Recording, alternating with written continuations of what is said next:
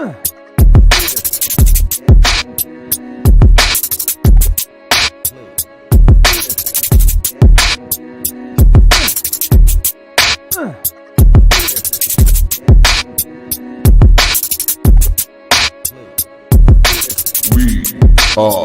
Legion.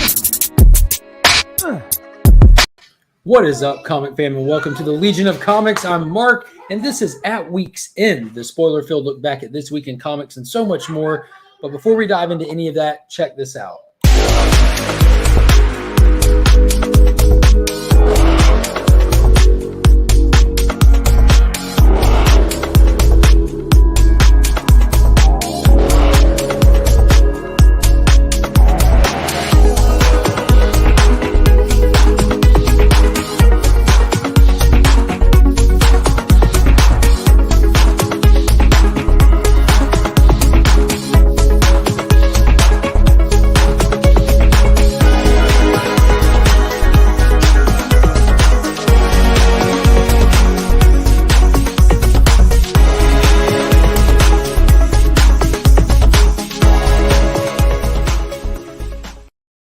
I'm ready to dive right into it, but before I do that, I cannot do it alone. So let's go ahead and bring in my heterosexual life partner from the Great White North. Chris, what is going on? You know, I still get nervous doing this. Hanging out? Yeah, I do. Like every so often, I'll like just get butterflies, and you know, it's just like that very first time. Just the very first time we went live, I remember I was petrified of it. Like you're like, you need to come on my show. You need to come on my show. I came on your show, and I was like, just so tense. I feel nervous now, but anyways, that's weird. Well, just to go ahead and get rid of the nervousness, and because I firmly believe that everybody who watches the video sees the beginning of it. Not everybody who gets a chance to watch, especially a long format video, sees the end of it. So go ahead and plug what you have going on, because you do have something going on that is a give back to the community. So go ahead and throw that out there real quick.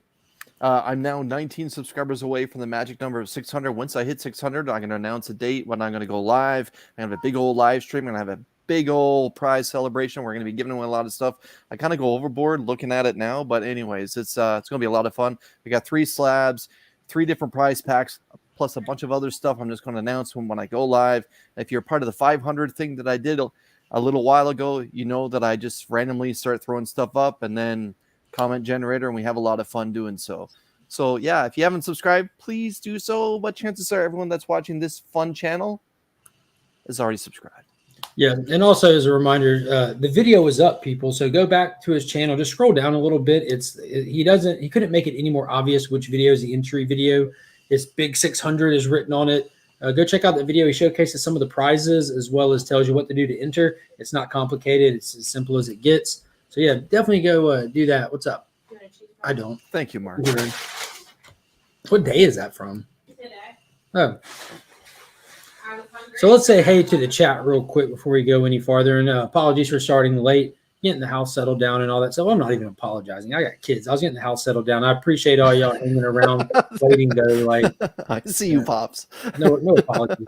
Hello to all. Only thing I read was Dark Knights of Steel #4, making it my read of the week this week. Yeah, that's definitely a good call. I think that I tried to put, now that I think about it, I'm not able to see it at this point, but I think I put a poll in the chat. Yeah, I got it right here, I believe. Mr. Chip Getler helped me out explaining how to do that.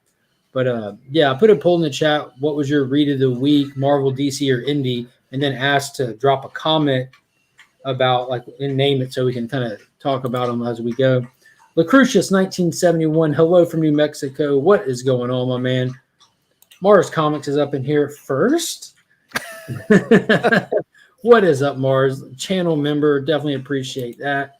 Mars Comics throwing those custom emojis that you get for being a channel member. And we will be drawing for the January Legion Loot giveaway tonight. So for those channel members in the upper tier, there are 2 tiers of membership. The ones in the upper tier, it gives you a raffle ticket to the monthly giveaway sponsored by Big Time Collectibles. And I always throw in some extra stuff in there as well. Got some good stuff in this one. Some amazing exclusives with some beautiful cover art, as well as I'm throwing in some key books in there to go with it. Shop for Comics, what is going on? Hashtag We Are Legion. John Norris is up in the chat. What be good, brothers and sisters? Everything. It's been a great weekend. And before we go any farther, Let's bring in the fuzziest face in the entire Legion. Like, where is that fuzzy face from Texas? Here he is. You might think that it's a bear. Some might call it a Sam Squanch. We just call it Ryan. What is up? What is up? You're extra furry today too, man. Look at you. Oh, yeah, real we got some winter weather for once down here in Texas, so I had to go ahead and go full white northern, you know. Is that like a normal thing? You just look out the window at the weather and just grow a beard? Like Spike on X-Men Evolution, just like... That's pretty funny. Freaky Louis up in the chat. Could we be more Legion? Ryan could be if he showed up on time, but other than that, no. Other than that, no. It says a show that starts coming from the guy that started 10 minutes late. That's late. No, I was doing the same thing Ryan was doing, so no apologies. We got kids. It is what it is. We appreciate everyone being here all the same. People saying hello to each other in the chat, all that good stuff. Comic Vet, I appreciate you dropping that because we are definitely excited to talk crossover tonight. We got Hefe up in here, another channel member. We are more Legion than Legion since Legion isn't here yet. There it is. There it is. What is up, Digger Jim? Hope you're doing good. Another channel member. Beckerman, what is happening? More like we are running behind. Am I right? Am I right? Another channel member. I appreciate you being here. So far, I think most of these channel members that are here tonight are actually on the giveaway wheel. Hashtag we are late. Absolutely. That's how we roll. Every now and then we have to do it just to throw you off, to keep you guessing. We are never late. So, yeah, Pop Static is up in here. Let's go. What is happening? Yeah, I had an awesome weekend. I'll talk about that at some point tonight. Me and Pops went and saw Moonfall, the new Roland Emmerich sci-fi disaster flick. Steven C., what was it? A disaster of a flick? It was exactly what it was supposed to be, and it was a really good time. It's a Roland Emmerich disaster movie. So if you look at his catalog of films and you don't enjoy 2012, The Day After Tomorrow, Independence Day, the 90s Godzilla, don't go see it and trash talk it. If you enjoy those kind of movies that are just spectacle, meant to be seen on a big screen where you can just smile, laugh, tense up, eat popcorn, have fun, no stakes, just have fun, go see it. It's a blockbuster. That's what it is. It's not, he's not trying to win academies, he's trying to entertain. He does it leaps and bounds with this one. It was fun. And I'll talk about I'm a fan of his work more than most, but the fact that they dumped it in February kind of tells you what the studio thought. Oh, no, not at all. We can talk about that later, too, in his article that he put out this week in an interview that leans heavily into why it was a February release versus a summer release. Interesting. Shop for Comics telling Pops hello. Why isn't Dale an option? Fandom happens here eventually. Yeah. Hetero Life Mate. I met Kevin Smith, and he was such a great guy, dude. Yeah, Jay's hetero life mate Bob. When Chris hits 600, he's going to take off his shirt. Oh yeah, that's a thing. That is a thing. But he's going to be wearing a green screen and just blend right into his wall. He's going to have a floating head effect. Bald head.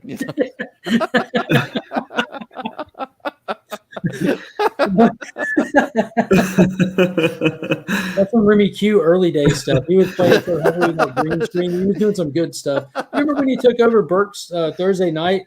He literally had Burke as a green screen where all you could see was Remy's mouth.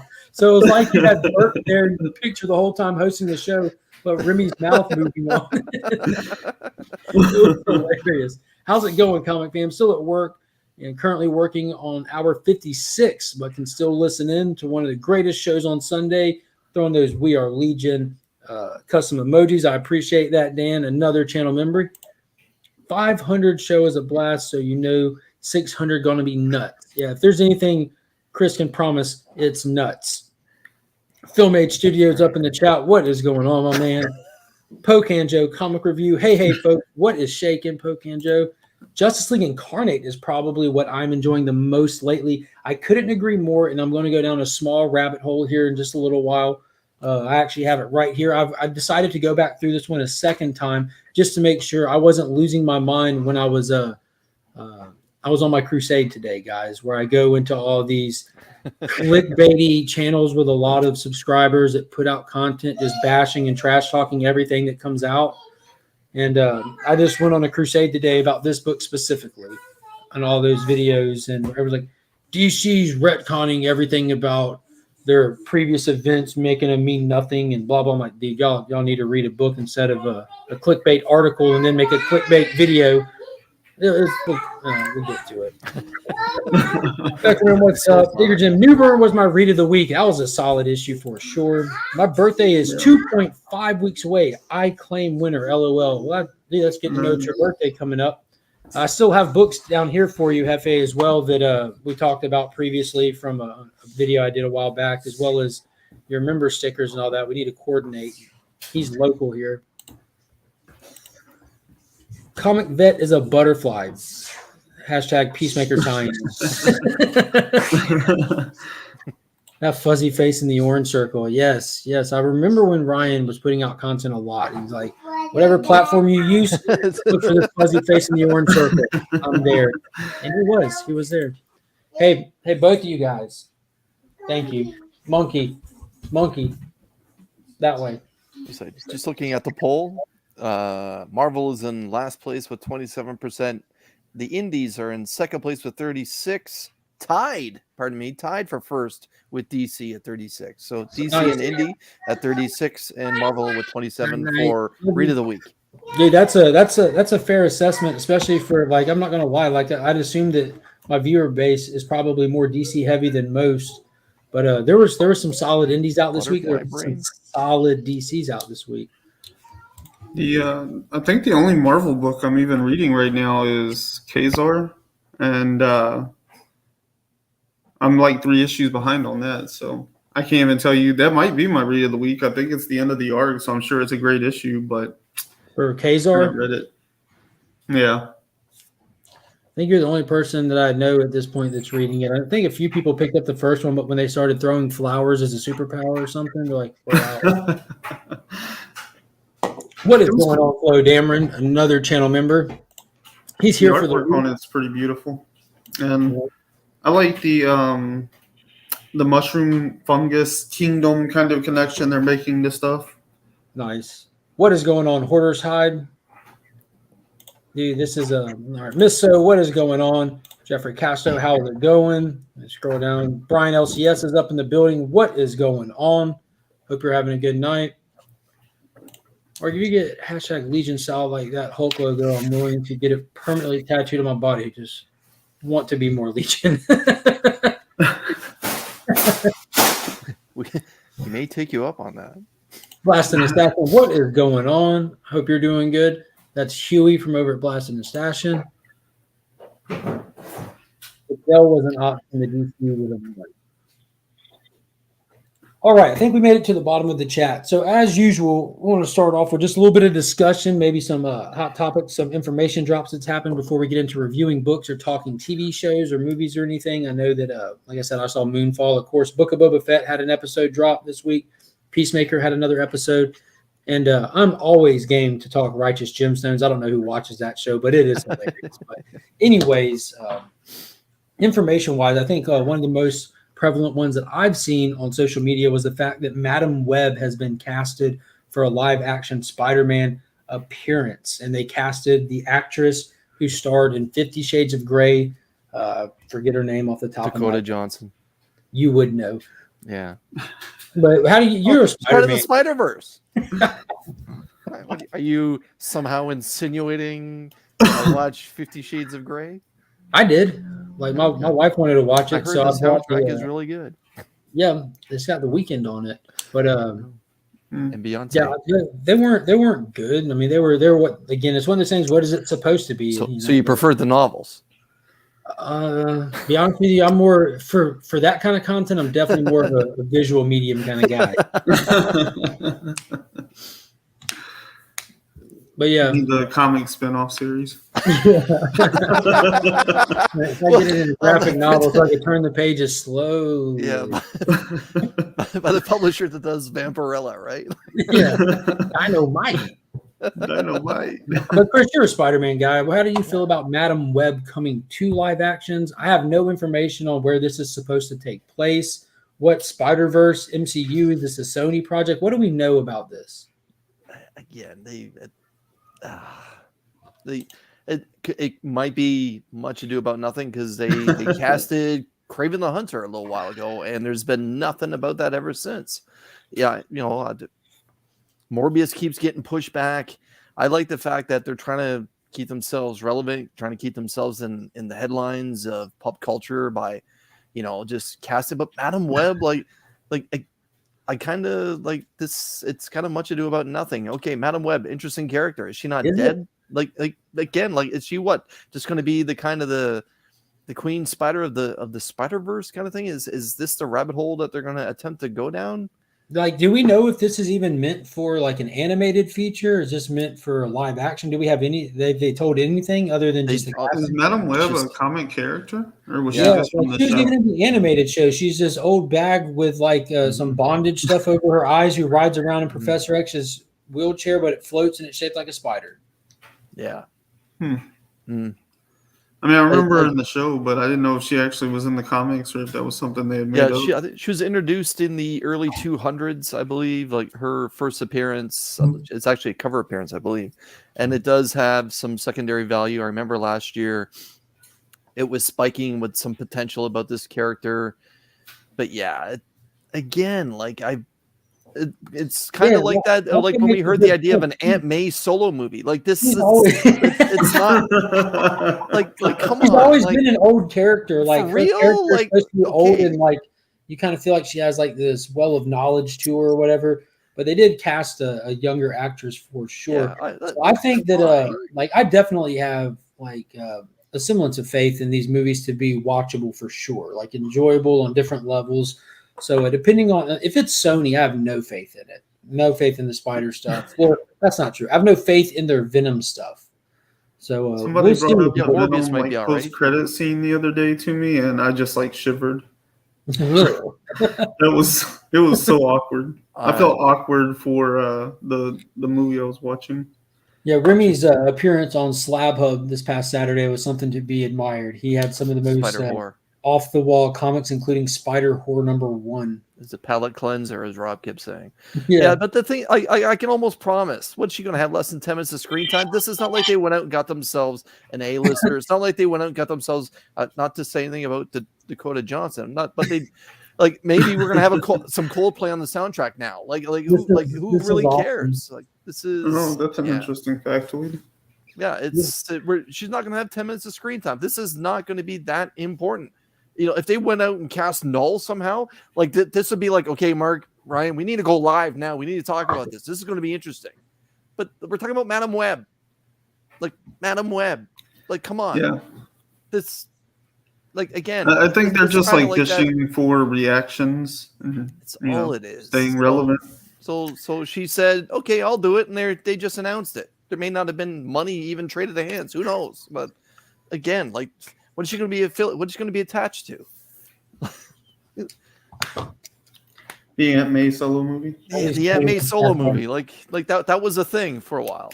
Pop said Stan Lee's wife did the voice for in the animated series. That's pretty cool. Yeah. Okay, so Jeannie did the voice. That's That's terrific. Cool. But again, it's much. We're not talking about a relevant character here. Fury in the Ultimate Spider-Man cartoon.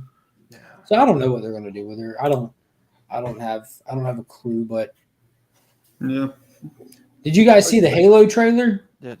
I think it dropped the day after I think it dropped last Monday. It's going to be a Paramount Plus streaming, Paramount Extra, whatever Paramount streaming Paramount thing Plus. is. Maybe. Paramount Plus. Not available in Canada. Disney Divide, Paramount Plus. so I can watch it. I have it, so it just needs to come out within the year. Yeah. Joni, you're right, Mike. Thank you, Joni. I don't so I have no stock in this one, because I did play the original Halo game, the story mode all the way through. In my lifetime, I have owned Xboxes, I have owned PlayStation 3s for minimal times, and I would just buy superhero video games and stuff like that and kind of play them through. Or I had friends that played them because Halo was that was early high school days for me, or kind of It wasn't out when I was in ninth grade, but it came out when I was in high school, kind of thing. Yeah. I remember playing it and stuff. I remember the concept of the story, which was really cool, like with the Master Sergeant and all that. And I watched the trailer and kind of torn on if it looks good or bad. There's some scenes in it, like the special effects look really good. Then there's some scenes where it kind of just looks like you're in like a warehouse with green screen around you. And so I don't know. I think I'm definitely going to give it a shot. I'm not going to like go out of my way to try to watch it and catch it at the release. I put a lot of work in keeping up with shows, especially R-rated shows in the house with little kids. That's not easy. Yeah.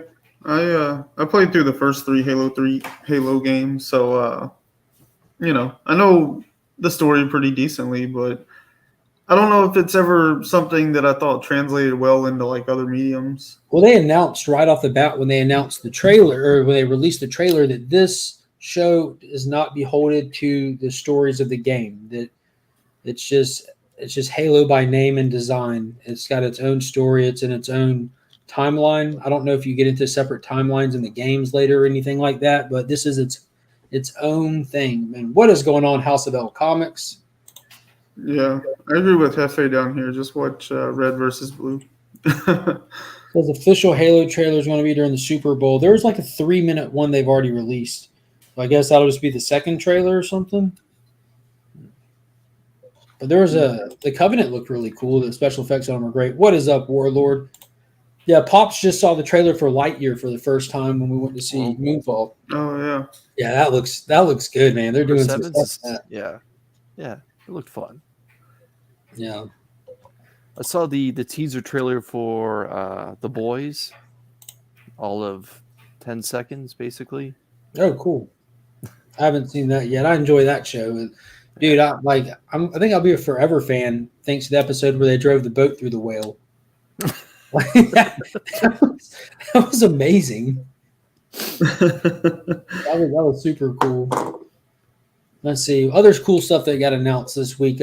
Jurassic League by Daniel Warren Johnson. So the interwebs and the channels exploded with talking about and reporting on Daniel Warren Johnson's upcoming miniseries from DC Comics called Jurassic League, where it's literally what it sounds like. Batman, Superman, Wonder Woman, Flash, Darkseid, Joker, the most iconic characters of the DC universe, reimagined and their stories retold as dinosaurs. And on the surface, that sounds absolutely absurd.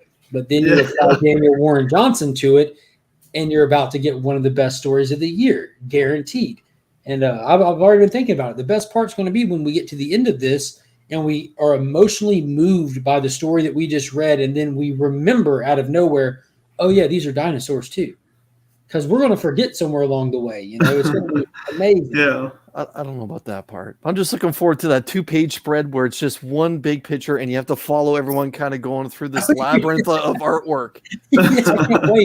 Like a la Beta Ray Bill. So yeah, I did hear that he's only going to I haven't confirmed this, but something that I heard said that he's doing the cover art and somebody else is doing the interiors. Oh, okay.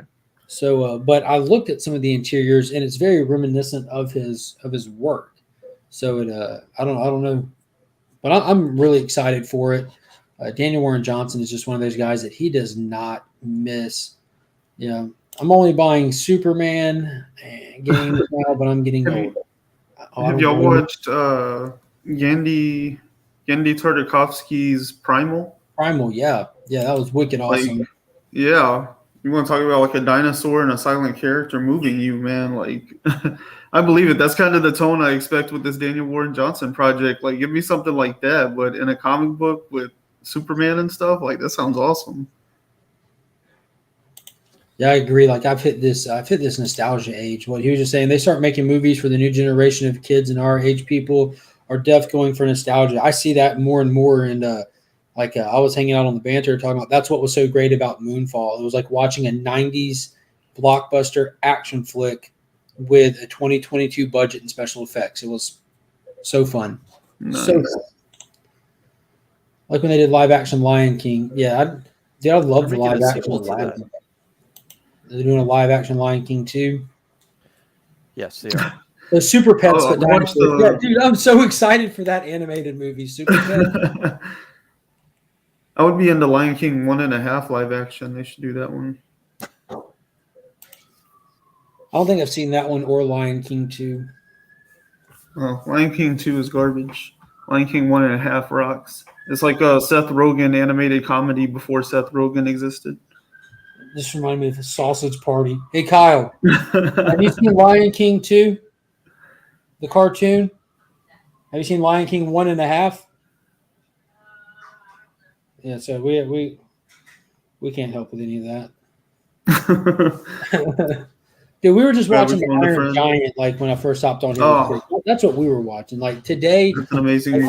watched a lot. Like I was off work today, so I pulled out the Blu-ray and put in Without a Paddle. Such a fun comedy. Nice. Then right after that, I put in Wild Hogs. Love that movie. Never watched that one. Oh my god, it's so funny. It's probably too late to watch it now, but it is hilarious. It's John Travolta, Tim Allen, William H. Macy, and Martin Lawrence are 4 friends that tired of the struggle of life and just wanted to get on their bikes and go for a road trip, and it gets crazy, very crazy. And then we capped it off with right after that we watched In the Heart of the Sea with the Ron Howard film about the origin of Moby Dick, the actual story, the Essex. Spider-Man and Thor. Yeah, it's a good movie. Yeah, dude, that's a good movie, man. I love the color palette to it, and dude, the whale was relentless, man. Like he was a hunter. And then right after that, we fired up the Iron Giant. So it's been a good day for just hanging out, throwing on some good watches, man. Nice. My read of the week was Primos from AWA Upshot. I'm not familiar with that one.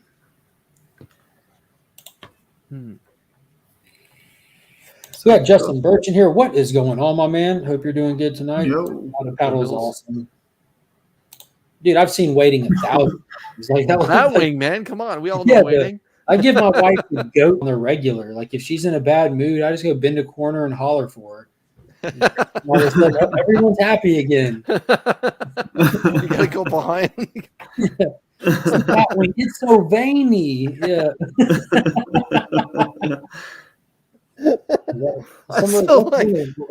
Ryan Reynolds. Wait a minute, wasn't I already? Never mind. I know that. Like the Augusta Book Exchange maybe showing this. I don't want to say what Ryan Reynolds says, but yeah. Mark, what do you think about them making a live-action World War Hulk? I believe they're planning on making it happen. It's been being talked about for a long time. There's a lot that they'd have to do to make that happen story-wise. Like there's where the MCU is versus where it'd have to go to get there. Where at the moment we don't seem anywhere near it. Who knows what they might do with She-Hulk but would Universal let it happen? Yeah, because they don't have the rights to make a title to even say World War Hulk. They can't title a movie that. They don't legally. Disney does not have permission to have the title World War Hulk. Hulk can only appear in an ensemble movie where he's a side character. Universal Studios still holds his rights to Hulk, which I wish they would make another movie. That would be great if they would. I would love to see a World War Hulk movie, not by MCU though, not by Disney. They have a great way of playing to a general audience of new fans in a new era. And if I saw a World War Hulk movie, I would want to watch a World War Hulk movie, not a Disney Plus fight mode Hulk movie. I wouldn't be able to leave my fandom at the door when I go to see it. I would just be upset that it is not World War Hulk.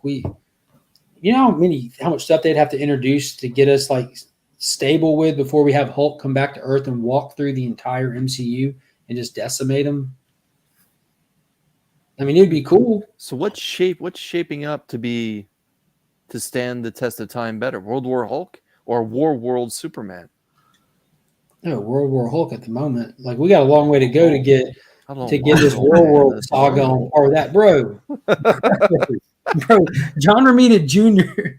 Well, no, that was just next level, man. That was next level. Like for a Hulk fan, watching him just stretch Reed to the point of no return, to drop Juggernaut, like to Beast Mode Ghost Rider. Like it was just a level of BA Hulkness that had never been seen before. And he had it all up here still. You know what I mean? It was cool. And then I like the Sentry.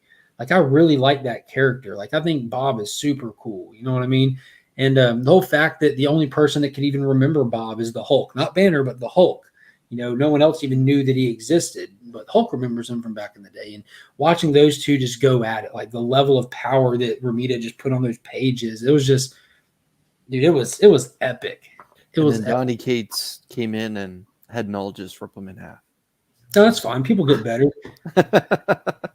Bro, in Sentry's like first real outing, his first real outing in continuity in the New Avengers, he comes out of Stryker's Island where he had himself in jail. He just flies up, grabs Carnage, flies right into the air, rips him in half, and takes off. Carnage. Mark Howard just dropped something in the chat, and that's when I think of World War Hulk. That's what I think of. That line right there. When Hulk tells Black Bolt, I came to hear you scream. Yeah. Like certain things you don't do, man. And you said to Black Bolt, I'm here to hear you scream, man. Let's do this. Yeah. It's just beast mode. It was nothing like that had ever happened before.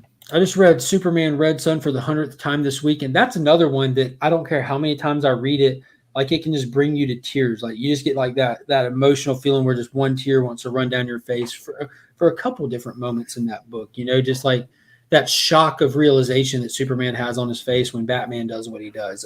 The moment when Bizarro, it clicks and he has his moment of heroics, and then the big twist at the end that unfortunately they didn't include in the actual movie, when you have just a narration dialogue taking you out, and how they tie in Lex Luthor and Superman. The way that they wrap that bow up was just beautiful. In the end, Kal-El is always going to be Kal-El. Mm-hmm. I've used Secondhand Lions as a comedy mainly because I know a few guys like those old men. Be from a small town and all.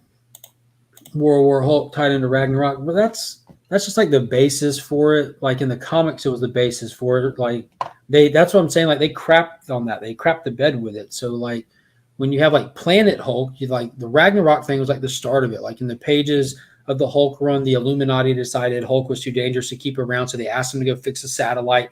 He goes up there to fix a satellite that had a rogue AI, and it was really just a trap to encapsulate him and take him off through space through a black hole. Lands on a planet, you get the Planet Hulk storyline with the arena battle and everything, which they took a sliver of that and made Ragnarok out of it, included it in Ragnarok. But that capsule that landed on that planet ended up blowing up and killing everyone, including like his love that he had found on that planet. That's hence the revenge quest for World War Hulk. But they just have to rewrite a whole different plot for it at this point. Universal Studios would be silly not to let it happen. I feel like they'd be silly to let that property go. Like unless they can come to terms with Marvel like Sony has, like a deal, which who knows? They probably have had those talks before. I can't imagine Marvel not approaching them about it. Yeah, I would imagine it's got to be on the docket somewhere. Yeah. I'm excited to see him in She-Hulk. I do want to see Hulk come back. I see that his arm's healed in the trailer, unless that's just like they'll change it later and then the show will actually be messed up. I have not heard that. I haven't heard anything about a World War Hulk movie. Mm-mm. What is going on, JC? Hope you're doing good tonight. Yeah, Injustice came out a few months back. It was all right. They should have done it in 2 parts. They really kind of just they missed a real opportunity of getting 2 great movies out of it, and they had 1 decent one. It's not even it's in the bottom half of the DC animated movies for me. It's edgy. There's some cool death scenes, but storyline and it's forced to run through it. That's unfortunate. Yeah. What is going on, Flash 6792? How are you doing tonight? The She-Hulk actress is from Orphan Black. I did not know that.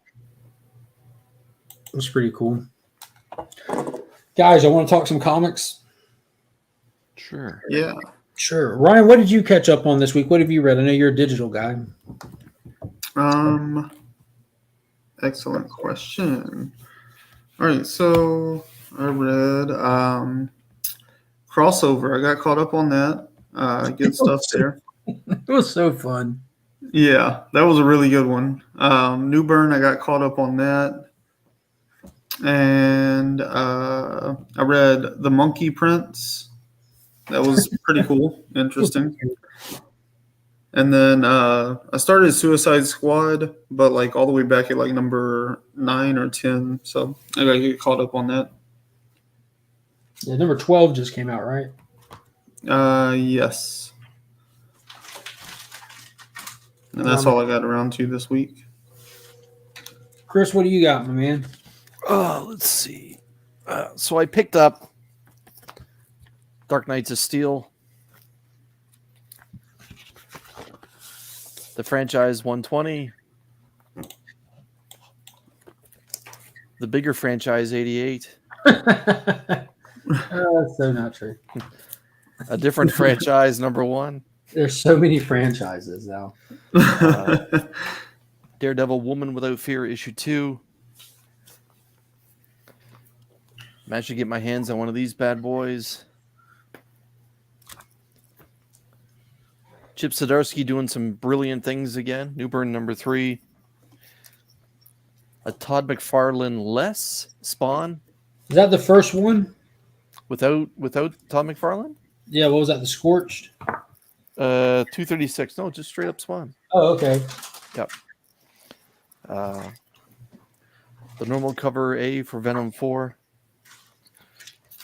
Mark's hot pick from last week, Geiger, the 80-page giant. Do you have a chance to go through it yet? Bits and pieces. Crossover.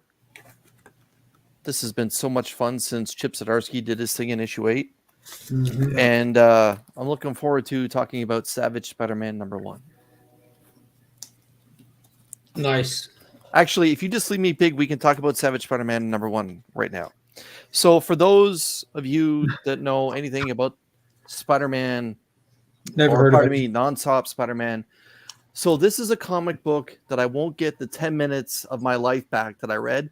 More importantly, I'm probably not going to get the $4 that $4 US that I end up spending on this. So this is literally trash. That is the worst comic book that I've read in 25 years.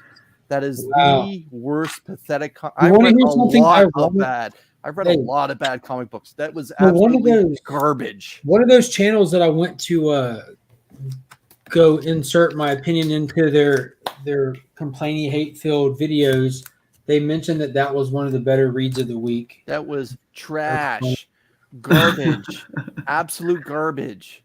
That's garbage. All the premise is just Peter gets another injection by some bad guy, and it turns him into a spider. And he's trapped on this island with a bunch of zombies, and Baron Zemo's there as well, and they're fighting each other and some different person that's kind of like the Abomination, but it's not the. Anyways, I'm wasting too much time. It's garbage. It's trash, and that book will be lighting a cigar for me in the very near future. Wow. Actually, 2 cigars. What is going on, Nerdy Couch? What's happening, Manny? Love that Venom cover. Had to hit 3 shops to find it. I'm glad that you did, though. I'm behind on my Dark Knights of Steel. But we'll get you caught up tonight if you're interested. It's been fun.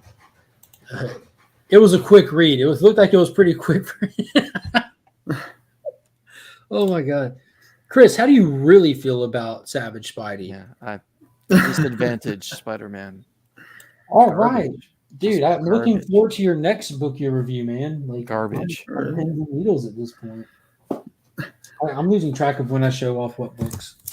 Thought I was doing good at this. All right. So you said that book makes Firepower look like something Shakespeare wrote. Dang. So starting to kind of keep on Chris's theme here. Got that Geiger 80-page special. This was fun. Looking forward to talking about that one a little bit. I picked up Amazing Spider-Man 88. I got 2 copies of that so that I can do something with them. Whether if something happens with it, put one up for sale on the Pops Attic site, and throw one in a Legion loot box down the road or something. Try to get my hands on those hot books when I can. Dark Knights of Steel number 4. Suicide Squad number 12. Batman, the DC franchise, 120. Batman Detective Comics 1051. Crossover number 11. World of Krypton number 3. And I believe this was last week, but I just got a chance to read it this week. Billy the Kid Number 4, my God, this book continues to be phenomenal. This is another one that you could put up there with a deep target. Like on paper, why does this concept even like get approved to be made? But dude, execution is top notch. And then Justice League Incarnate issue number 4 of 5. This was fire. Controversial. Yeah, for idiots who don't read comics, it is very controversial if you don't read comics. If you get your comic information from reading them, you probably have no problem with it. If you get your comic information from reading articles while you're scrolling through Facebook, you probably need to just leave it alone. Lots of grunts. Loved Savage Spider-Man, all action. Stop. Chris threw some more action on there. I'm crying. Poor book. It's more time I'm driving. Well, I'm glad that you popped in, Steve. I was lucky that our LCS pulled the Spidey homage for my Venom cover. Yeah, dude, that's awesome. Yeah, that was definitely a hot book. Yeah. I love this show. And Miss Ryan, do you only love this show because you miss Ryan? Might be. It's the fuzzy face. Real quick, let's go ahead and get into it. I can't wait any longer. Justice League Incarnate. I want to talk about this book right off the bat real quick. I'm so sorry. So this book has been drawing a lot of news articles, a lot of headlines, and people have been taking to their social media accounts and weighing in their opinion on a book that they don't read. And it shows through leaps and bounds. And I found one channel that even read the book and still misreported on it based off of an article that they read, which kind of blew me away. So I thought that it was crazy. So I went back and read it a second time. So we know that Joshua Williamson has been crafting the next big event for DC. It's going to be like the whole kickoff with the death of the Justice League and Justice League 75. And it's a great opportunity to really roll out this next generation of heroes, give them some room to breathe, win some fans over, see who gets to stick around, see who doesn't. You know what I mean? It needs to happen. But in this issue specifically, they gave us the big catch-up. It was the big information dump, and it was the big history lesson. Like if you were not participating in regular DC Comics reading since the 80s, as most people on this panel in this chat weren't, you've done like me and you've back read stuff or this or that. They kind of take a lot of key DC events and they go through them and tell you why they are relevant to this story here. They're not retconning DC. They're not repeating Perpetua from the death metal stuff. They're getting into an underlying darkness, this darkness entity. The whole concept behind it is before creation, there was darkness, infinite and utter darkness, the opposite of existence. And when existence occurred, darkness still lurked inside everything. Like those evil tendencies you have, the times that you're being bad, like that's its sway on you. It exists, period.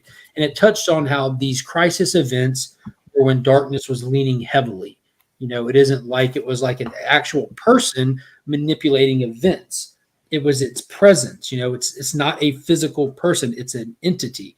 But all that to say that there's a huge twist in it where Darkseid has been, they've been after Darkseid this whole time. We get the reveal that they find out that they don't need to be after Darkseid. They need to be side by side with Darkseid because he too is trying to stop this ultimate darkness, because the ultimate opposite of evil is non-existence as well. You have to exist to be the god of evil.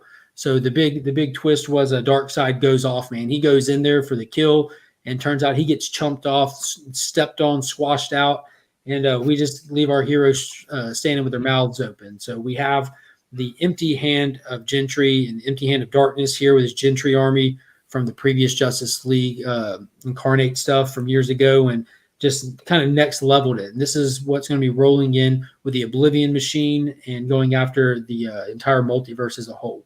There's a lot going on. It's big level cosmic events. It has the ability to tighten up some continuity stuff, take down the roster list as most crisis events do. This has not been titled a crisis event.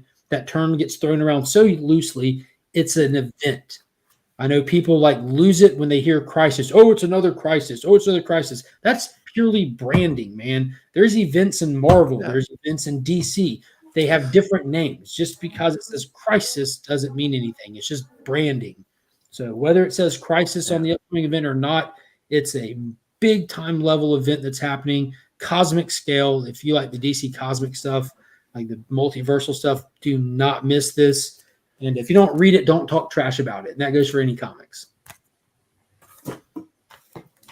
Chris, what do you read? And don't read Savage Spider-Man. Yeah, or Ryan. Chris reviewed Savage Spider-Man so well. Yeah. 0 Hour 2022. Yes. How funny would that be? Like, throw everyone off curveball. Instead of naming it Crisis, just hit them with another 0 hour. That was DC slamming on brakes trying to catch loose threads from the first Crisis. They rolled in Parallax and everything. I get that they have the trademark or Crisis. Dude, I love it. It's branding. Yeah, but that's just it. This is not that. This is like Mark tried to explain. This is an entity that just wants nothing in existence so it can go back to normal. One person tried to say that this is just Perpetua again, because in this it talks about how the darkness was influencing these people through the Crisis, like the Monitor, Superboy Prime, Barbados through Dark Knight's death metal stuff and all that, and Batman Who Laughs. Like, that's just Perpetua. No, Perpetua was an actual physical entity, a god in the universe that was feeding off Crisis energy. She wasn't causing crises. She was just feeding. That was her catch. She wasn't like the underlying puppeteer of it all type thing. Like, they just want to shake people. You'll feel better, trust me. Oh, I can't. I can't rip them. Hold on, let me get a book I can rip for Chris, guys. We'll ask the chat. Should I rip it?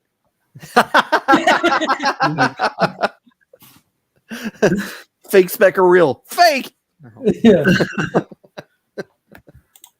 Hefe, you may not be far off. I don't think he's far off at all. I think that, in all sincerity, with 0 Hour being what it was, trying to catch loose continuity threads and bring them back down. We just had death metal. We just had the formation of the Omniverse, and we've been rolling out this Infinite Frontier era. So since it's rolled out with this looser continuity through DC to give the writers more room to breathe and to work, especially with all the new talent in there, having an event that kind of catches the threads that you're not going to continue. Let's bring it back in. Let's tighten it down. And if they can pull it off, good on them. If not, you'll have another shot. It's comics. They continue to come out. I'm going to go back. We still don't know what this event thing is going to be. Yeah, we do. Like what it's going to be called? Oh, the actual working title of it. I think it's just kicking off with the death Blue of the Harvest. this whole build up, this whole lead up with Infinite Frontier, Justice League Incarnate has been the foundation of it. Then I think we're going to be leading into like the preface for it with the death of the Justice League. That's going to be really clearing the field. Like when you have a big event, you expect your mainstream heroes to be forefronting. That ain't happening. They're going to knock them off. They're going to attempt to do what they've always done, and they're not going to do it. They're going to die. Like that's not a secret.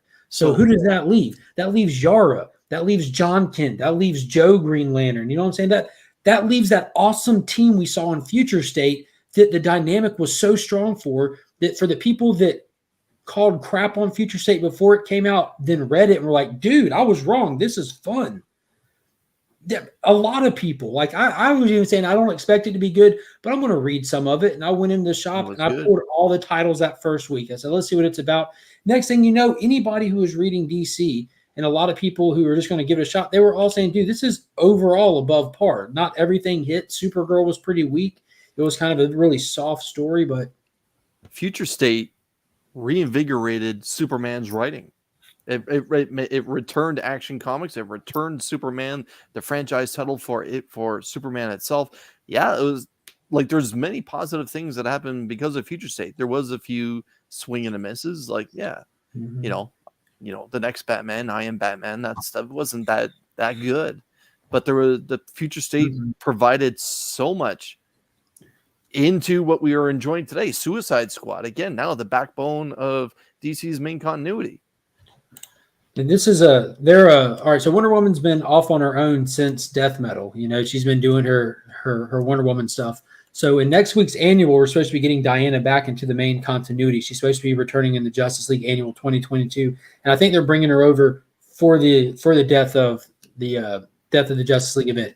Now we know that Clark he's on Warworld, giving us one of the most enjoyable Superman stories I've read in years. Like Philip Kennedy Johnson understands Clark Kent Superman like OG style. Like I feel like I'm reading Christopher Reeve style Superman with the way that he carries himself, the way he responds to situations, the morals that he shows and everything. So that's awesome. And I do not expect to see Batman title stop coming out. I don't expect to see Superman title stop coming out.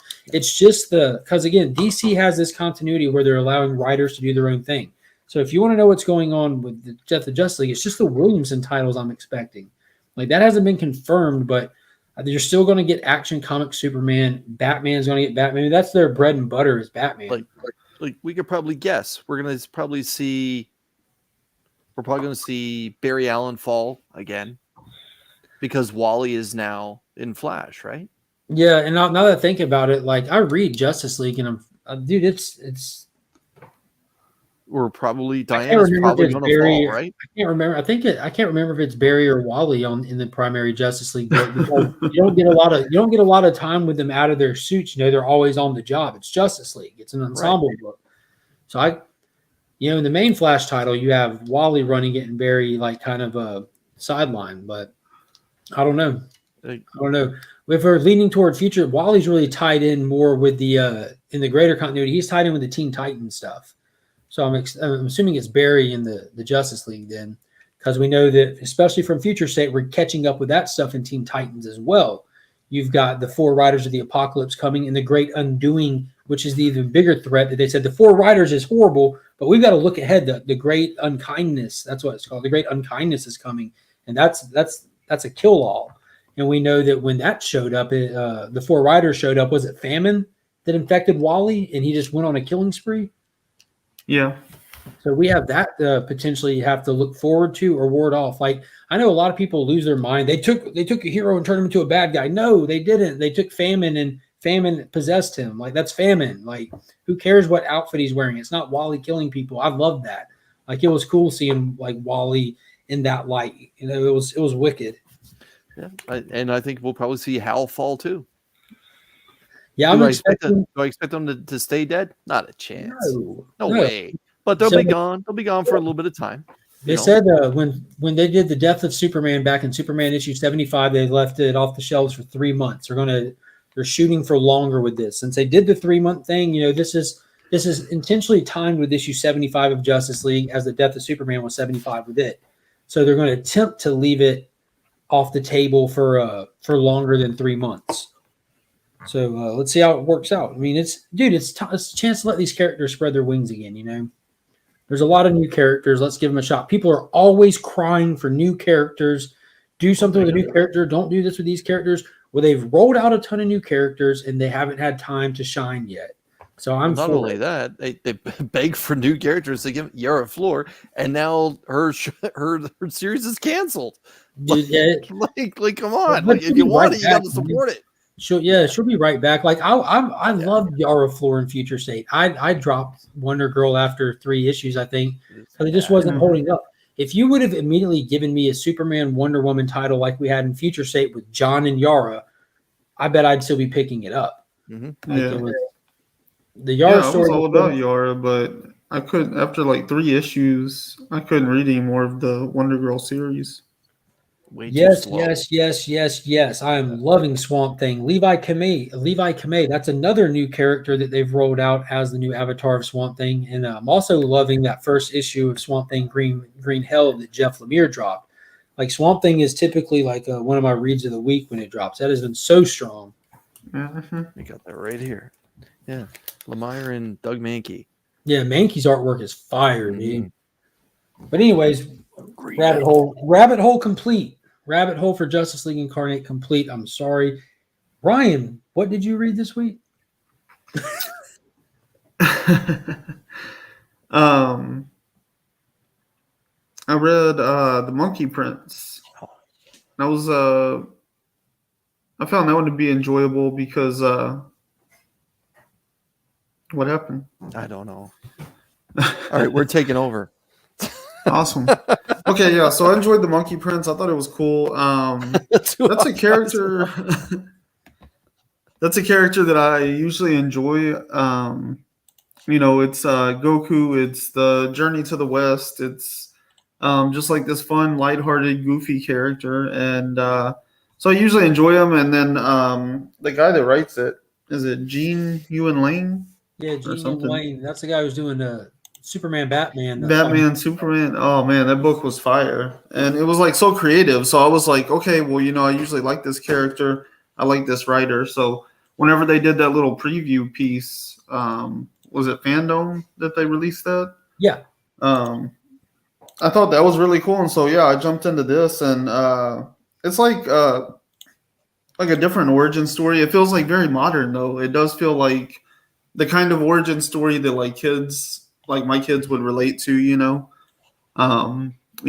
kind of like PTSD existence, something is like messed you up forever, and so he's like this weird kid because he's just got like all these like weird ticks about him, and then like he goes on like this crazy adventure. It kind of like dips its toes into this wild world that I'm interested to see more of that side of, and then he comes back, and that was the one thing I didn't like. He comes back and like he's just kind of like in beast mode, And I was like, it feels like he didn't really learn anything. Like his personality completely changes, his understanding and capability suddenly like changes, and he's like a master of being the Monkey Prince. And I was like, okay, I wish I'd seen him struggle a little bit more with that. I think that would have made him more relatable to me, but overall it's fun. Like he comes back and he's just like a fun character, lighthearted, goofy guy, and I thought it was a cool read. It was interesting. I thought it felt like very like a modern superhero origin story kind of thing. Now you can't go through all this without talking about the last page.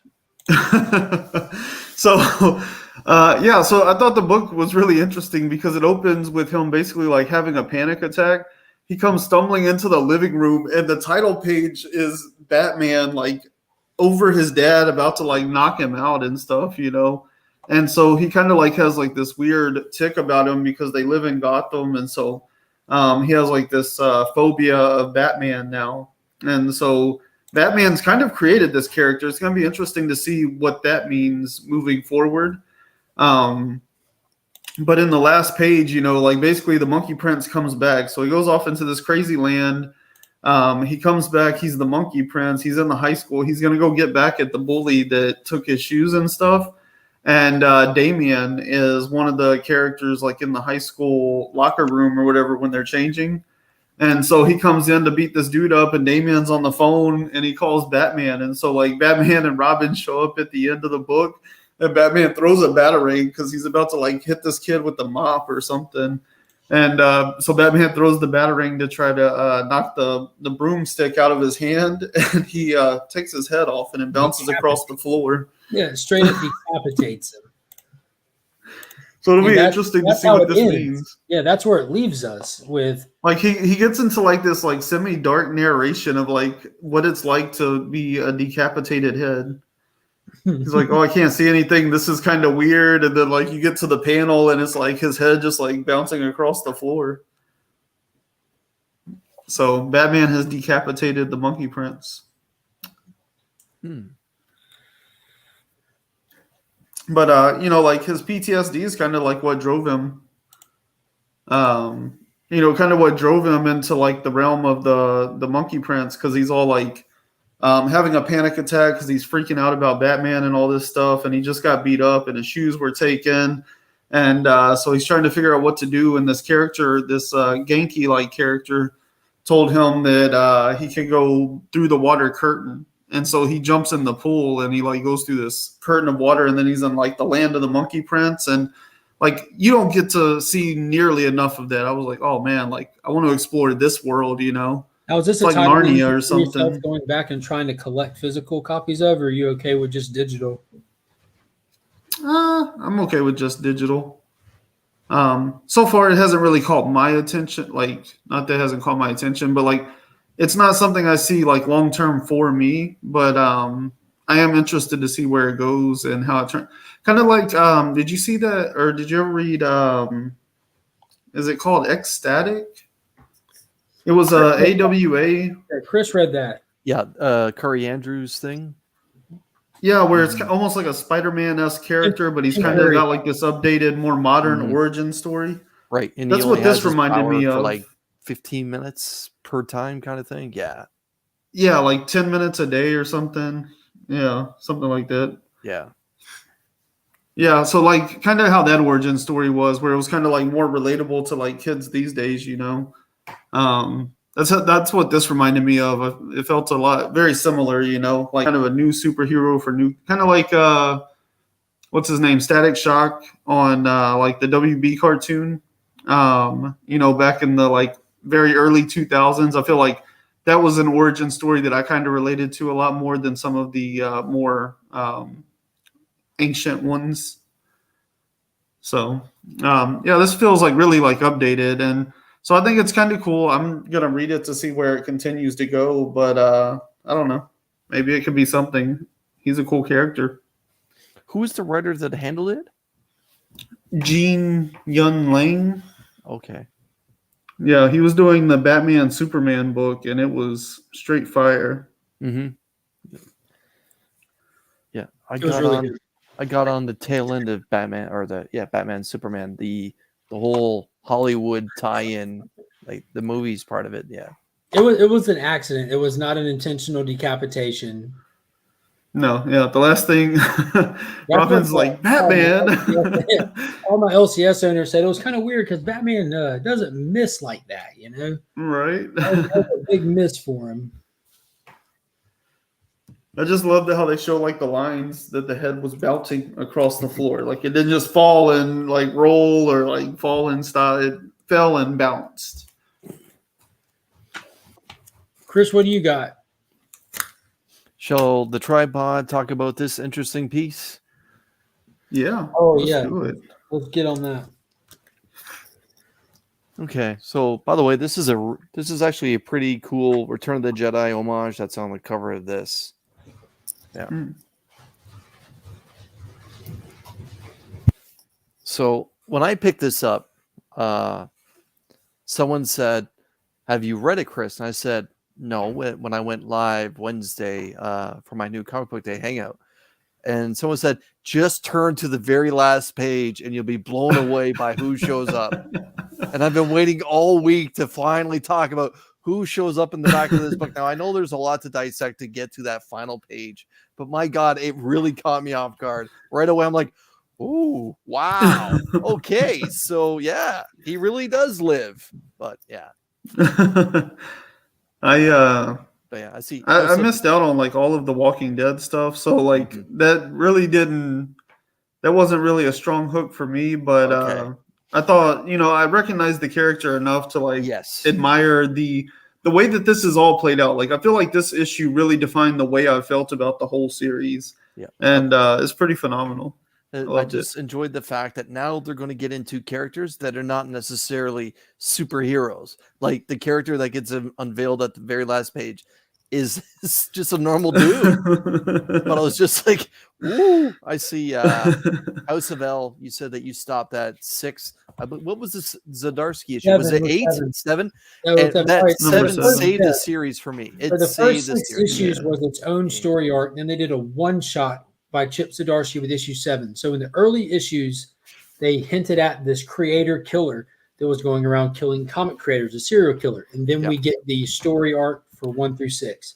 Well, issue 7 is a one-shot by Chip Zdarsky, starring Chip Zdarsky running and putting himself in witness protection to try to escape this creator killer. Mm-hmm. This new arc has leaned more heavily into the actual creator killer, the Powers team, the detective team trying to find out who he is, as well as the government trying to make sense of and figure out how it started and stop the dome itself. It's actually dealing with the event instead of a few rogue characters that are here because of the event. And it's gotten very meta in a great way. Donny Cates has been tagged as the person that's responsible for this event, that he wrote it into existence. And they're begging him, holding him hostage, begging him to write an ending. And Donny Cates himself says that I can't do it. I can't write an ending. Everyone knows that. Like he really plays into his own tropes. It was really, really fun. And it was actually kind of heartbreaking at one part because he's talking to Ellie about how his history with comics, he worked on some Marvel books, and then he wanted to get out of it. He wanted to go work on his own projects and get back to stuff like God Country, but he wasn't able to, and he was forced to go write Thanos and work on these current projects.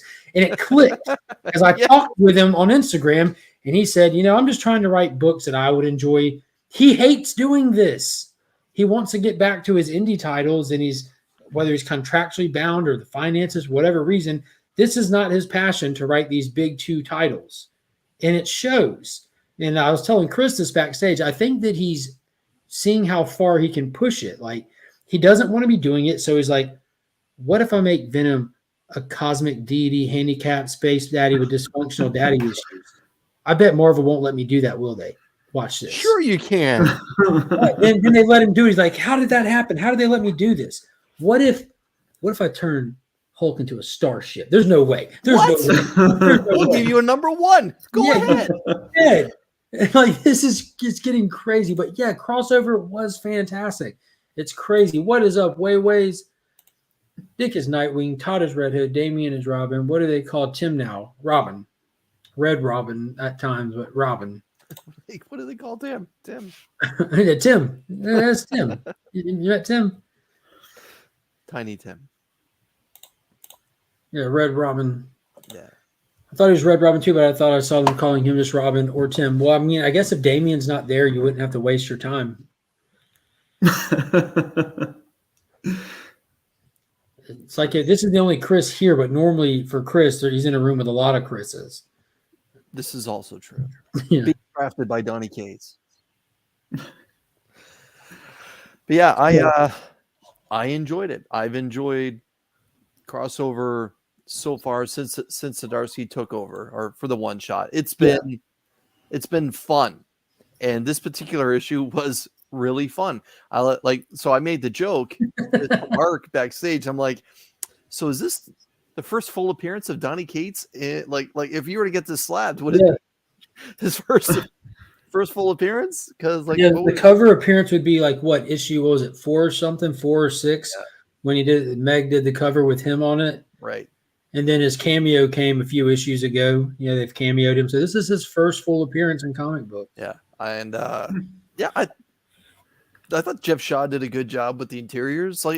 Overall, it was really good, especially when buddy cop Superman just starts swinging. I thought, awesome. I like how they how they kind of do the perspective shift there, because he tells the whole story of how he just wants to write comics and stuff or whatever, and then all of a sudden you are brought this reality whenever what's her name, Ellie, she's like that's not what I asked, but this is my story, and it's like, oh yeah, he's still just a narcissistic rock star, Yeah, and she said, "Why did you just tell me all that? I just asked you, how do we stop it?" And he's like, "I can't help it."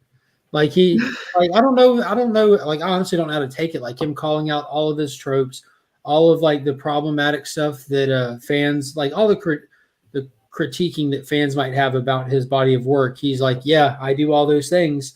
It's like when you're trying to. It's like what is it? I watched a movie where these kids ran up to pick on this little kid. And they're and they grab him and they grab a tree and pull off some bark, go, "Hey, eat this bark." He's like, "Oh, cool. I was going to eat it anyways," and grab some of his own and starts eating it. And it's like, well, what do we do now? That's like what Donnie just did with this book. He just critiqued himself. Yeah. Where do you go from here?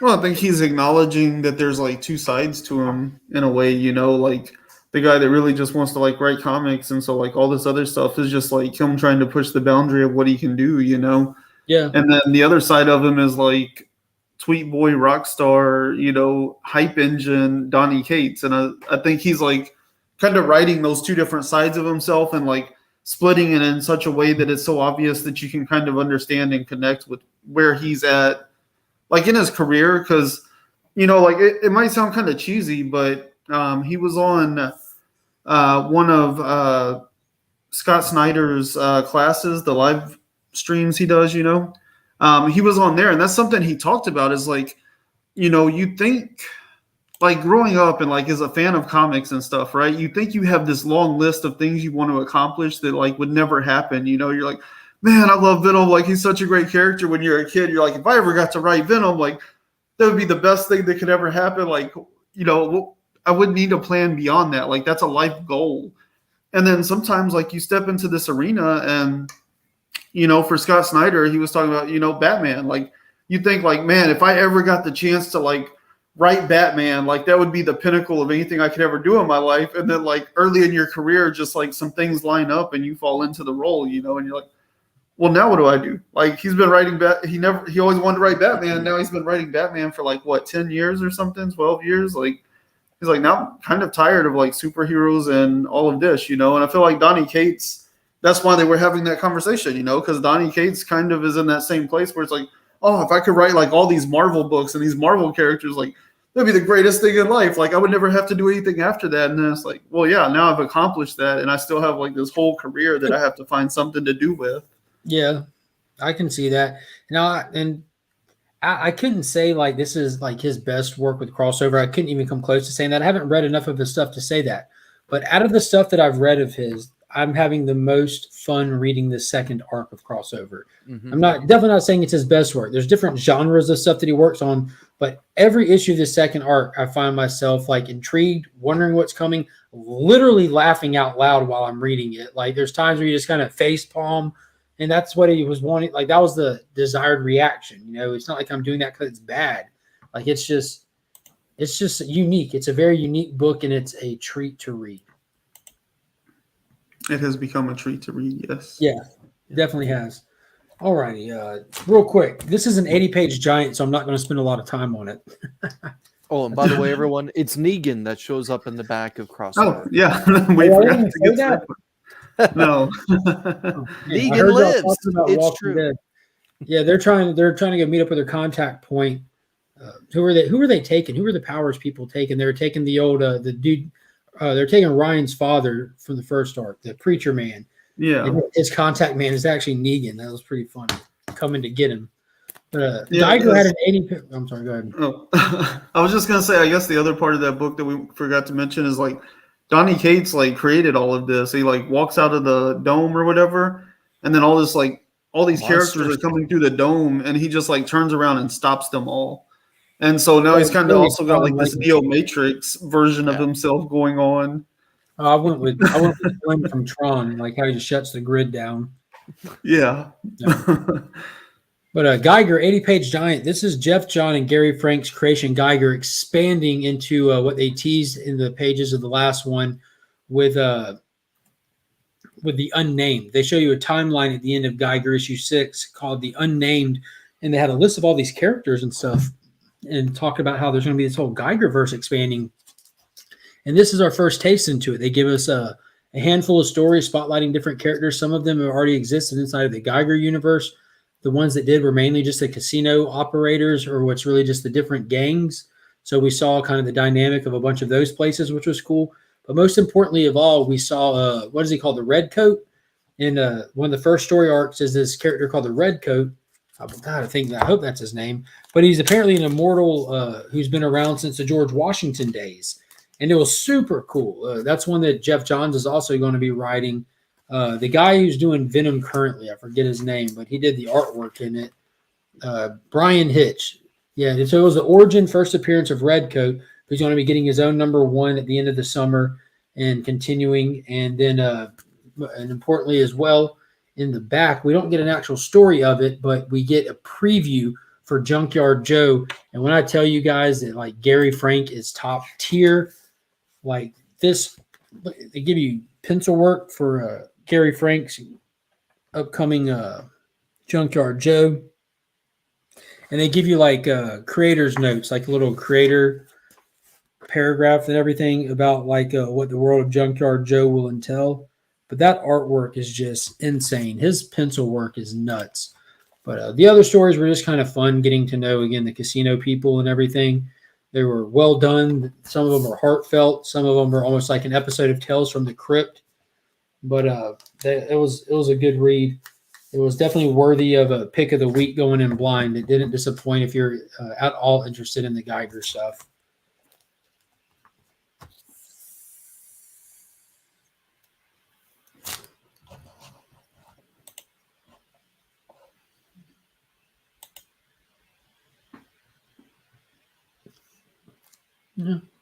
Yeah.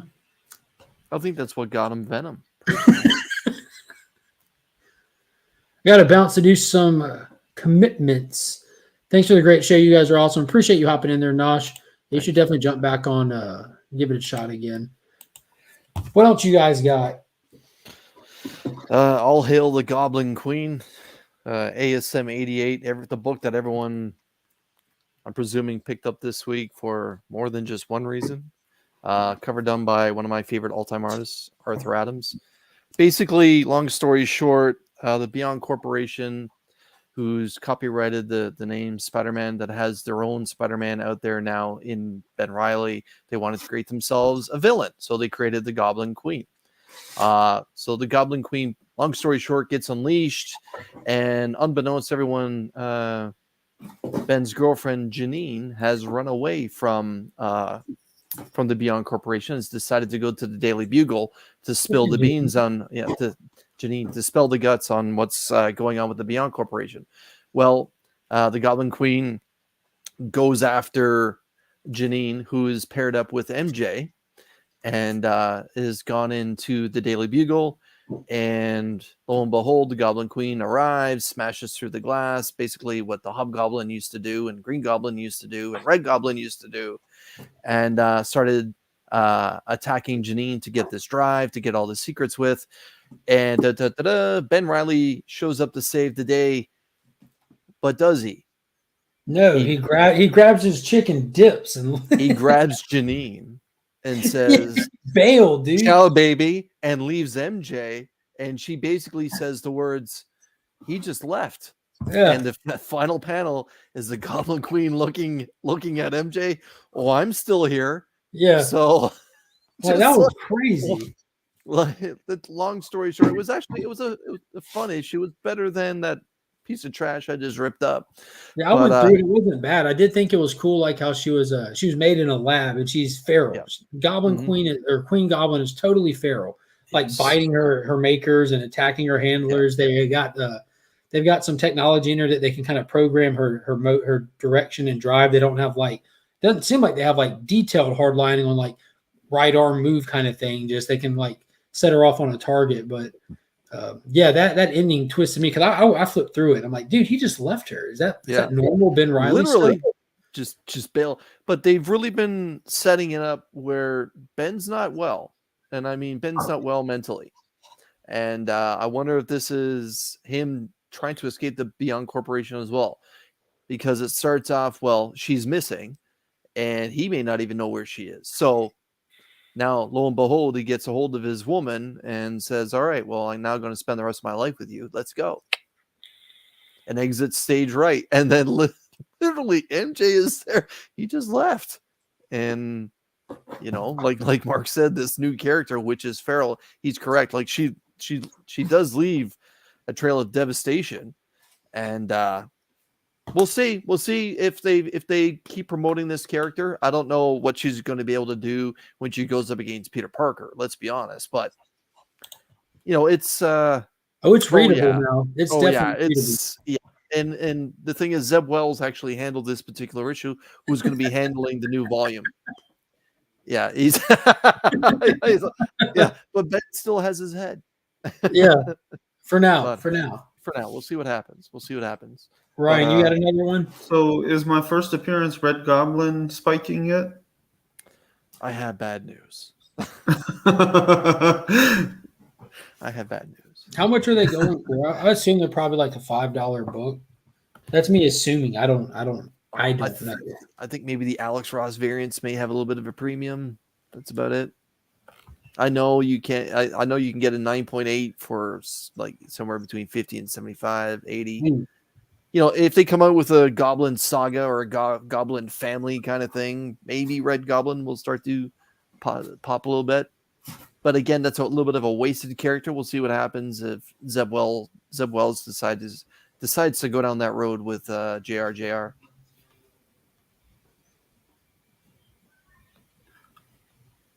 I'm excited to see what happens when that new series takes off with Zeb Wells and Romita Jr.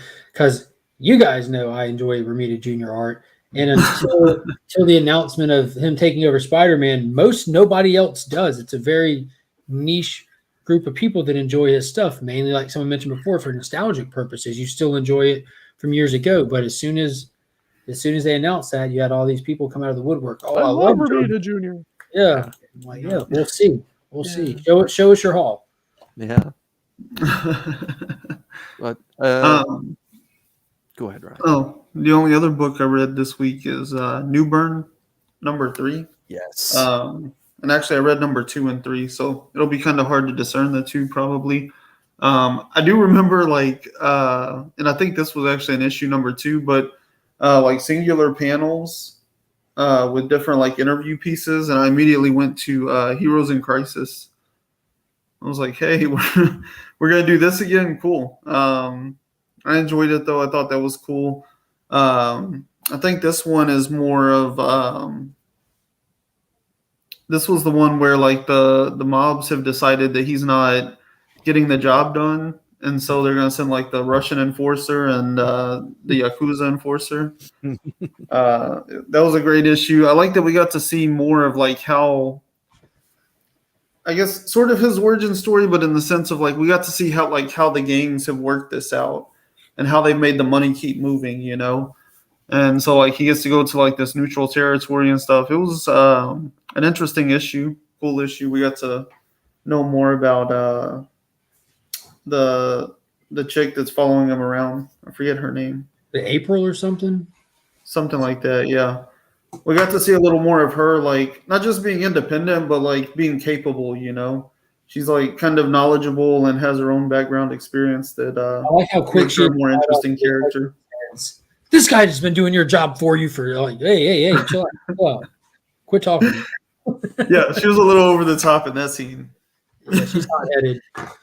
Dude, I enjoyed this one a lot because they gave us a lot more depth on the gangs as well. Like with her little journal entries, it gave us more mystery into Newburn's time as the detective and how like his legend precedes him now. Like how depending on who you ask, they'll tell you a different reason why he's no longer a police officer, you know, and why he's working for the mob, like why that was a career shift for him. We also got introduced to the the Dark Castle, the neutral ground for all the gangs that come and meet at, and the way that there was that one line that really got me. Though, like over the years, a lot of people have never left this place. You know, like they come here to convene, to come to common ground, so they don't have to go to war. But that doesn't mean you're safe here. You know, like a lot of people never leave this building, and when they're going in, Newburn's like, be careful how you proceed from here. Don't say a word, and even if someone speaks to you, watch what comes out of your mouth next. Yeah, he says, don't speak unless spoken to. And if spoken to, choose your words carefully. Yeah, dude. It was like chills, man. Like, yeah. So what I'm liking a lot about this is it's a double story, like the backup story that no one's bitching about. You know, like you get the issue, and then you get a backup story that's been following this young man with his family, with his like kind of a skeezy uncle, kind of just watching what we don't know how it ties into Newburn yet. But in the Newburn and the actual primary part of the book, it feels very episodic. It's like you bought a season of Law and Order and you watch an episode. You have a beginning, middle, and end to a case in each issue, while the story in the back is building to something. So I have a feeling that whatever's building in the back is going to be our actual heel. Like we're going to get probably 2 more issues, maybe the length of a trade paperback of just one-off stories to get used to Newburn and the characters and familiar with this world. And then the second volume, they're going to introduce us to like an actual story. Yeah, it's funny you said that. I kind of read this like Law and Order. Like I can see as I'm reading this, I'm just picturing this as a live action, mini series on TV. It would have to be something that's HBO or something that's, or Netflix, something where they have the ability for the gratuitous violence or the language. This can't be something you see on NBC, CBS, or ABC. It has to be, where they have the freedom to do what they want. And man, this is so, to me, this is so left field for Chip Zdarsky, but this might be his best writing he's doing right now, above and beyond his Daredevil stuff, which is arguably his best. Mm. It's so well crafted. Yeah, it is really so well crafted. It's one of those less is a lot more books. Yeah. It's not basic at all, but it's simple. Yeah, it's really well done. It's right up there with A Righteous Thirst. Yeah. I'm loving that book. Yeah. It reminds me of like whenever like comedic actors or like comedic directors and stuff go into like a serious role or project, you know, and it's like they just like can elevate the darkness so much more, you know, and then whenever they do throw a comedic moment or a one-liner or something at you, like it really lands with some weight to it, you know. I feel like that's where Chip Zdarsky is like he's become so good at like being this like comedic, witty writer that seeing him take this kind of left turn into something more dark and sinister and serious, I think really like stretches his talent and pushes him in a different way. It's really good stuff. I'm enjoying it. Thank you. One I can just burn through real quick. Billy the Kid, because I know I'm the only person reading it. This was an episodic type issue. Our main character, Billy, he's lost his Sifu, his trainer and everything, and he's still going off on this quest to kill this tornado god, the entity that's responsible for killing his family and his entire people. And he rolls into a town just trying to catch up to it, you know, looking for clues and move through. And he ends up having to save the town or what remains of it from a coven of vampires. And he meets this old lady on the outskirts of the town, which is also a rabbit. It's the only other rabbit that you've really seen up until this point. And she thinks he's stupid for even trying to go on this quest. And he almost dies, but she comes in and saves him. She's apparently here from the old wars that's talked about, like Days of Legend in this, where he is learning about his real purpose and who he really is as a sunslinger and stuff, which is it's really cool.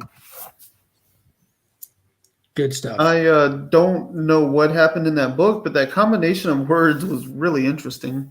Dude, I'm telling you, Ryan, if you're reading this, I heard like vampires, rabbits, a living tornado, a god. I can guarantee you, I would have never tried anything like this out before I met you, Ryan, but I've learned. And this has been this has been one of my favorite reads. It is so good. It's ridiculous. Promise Me Comics, another channel member, he's going to have the creators on the show, I think tomorrow night at 7 p.m. So if you guys are not familiar with the YouTube channel, You Promise Me Comics, he does a lot of indie stuff, and he'll have J.B. Gray and McLean Jr. or Slamet Mujunio. I suck at names. He's going to have 2 of the 3 on his channel. Caroline that have that channel then. So, yeah, definitely if you get a chance, man, you need to read them, dude. You would love them. Another one I could burn through, World of Krypton. Continues to be fantastic. Robert Menditti's writing it. The guy, Oming, it's not everyone's cup of tea, very animated style artwork, but we're seeing after Zod got appointed to the position of power for like the justice system, basically, he's really heavy-handed, and it's showing in this really quickly. The Science Council finally started listening to the voice of reason about the great dying off of species on the planet. They've looked into it, found out their core is dying. They have a plan. We cannot save the core, but we can stop it from deteriorating. And the head of the council is like, I can tell you now this council is not suited to listen to voices of reasoning and execute them properly. So I'm stepping down as the head of council, and I'm electing Jor-El to take my place so that we can save our people. And that ruffled some feathers. Did the art in that issue stand out for any reason? What do you mean? In this one specifically? Yeah. No, it's the same as it's been.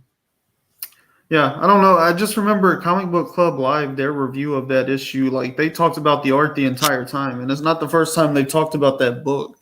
Well, it's because of it's who it is, man. Who was it that said like it just doesn't match the interior? The cover is like this realism Miko Suyon cover.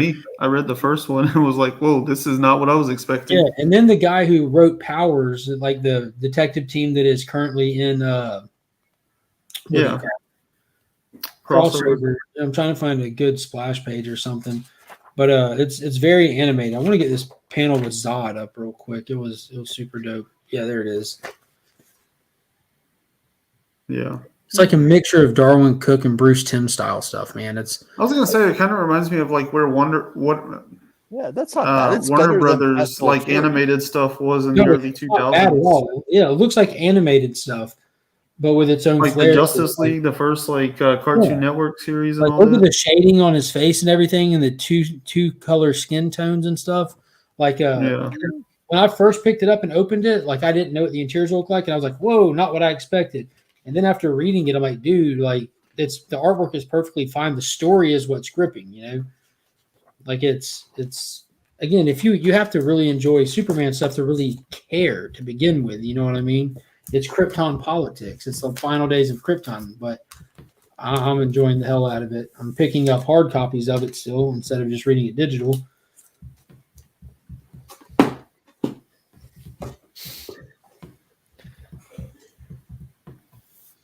Is it Peacemaker time? I want to burn through the rest of the books because we're getting a little late here. Shadows of the Bat was good. We see the Psycho Pirates play in it. They've been drugging everybody in Arkham Tower so they can amplify Psycho Pirates' powers. He's the one controlling everyone. Batman 120. We find out that Lex is getting played along with Batman. They got to work together. The Abyss is actually the one running the Batman Inc., and they're trying to kill Lex and Batman. They drew him out with the whole stunt of killing Abyss. Suicide Squad number 12 was fire. We had Rick Flag make his play on Amanda Waller, and she got out of there in time. It was just a big lead up. Everything that comes after this is the Battle for Earth 3 event, and I'm so excited for it. It's going to be awesome. Dark Knights of Steel was an information dump. We finally got the origin of all the events prior to the book starting, from Jor-El getting there, being friends with the Waynes, the affair, how they worked past it because Thomas was sterile. They actually worked past it, and they actually grew even more as friends and everything. Like they reconciled it. They didn't just pretend like it didn't happen. They properly reconciled through it. But the Joker, powered by a Green Lantern ring, is who killed Thomas Wayne. Wasn't it the Joker? Yeah. Lex Luthor is like a little skeezer in this, and he didn't do anything to help anything at all. He's underhanded and conniving. And it was the whole backstory issue. That's all this one was. It was really fun. It's actually that particular issue is a good issue of redemption to show that, you know, in the end, marriages can be salvaged. Yeah. And that's just some awesome Lemay art that's sitting right there. Hashtag awesome over peach. I saw you in the chat.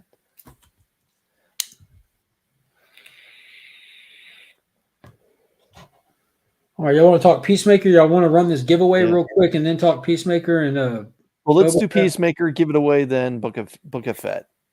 Run it. I gotta give props to Robert Patrick, better known as the T2000. My God, T1000, pardon me. For him to stand in front of that young Asian actress. Oh my God.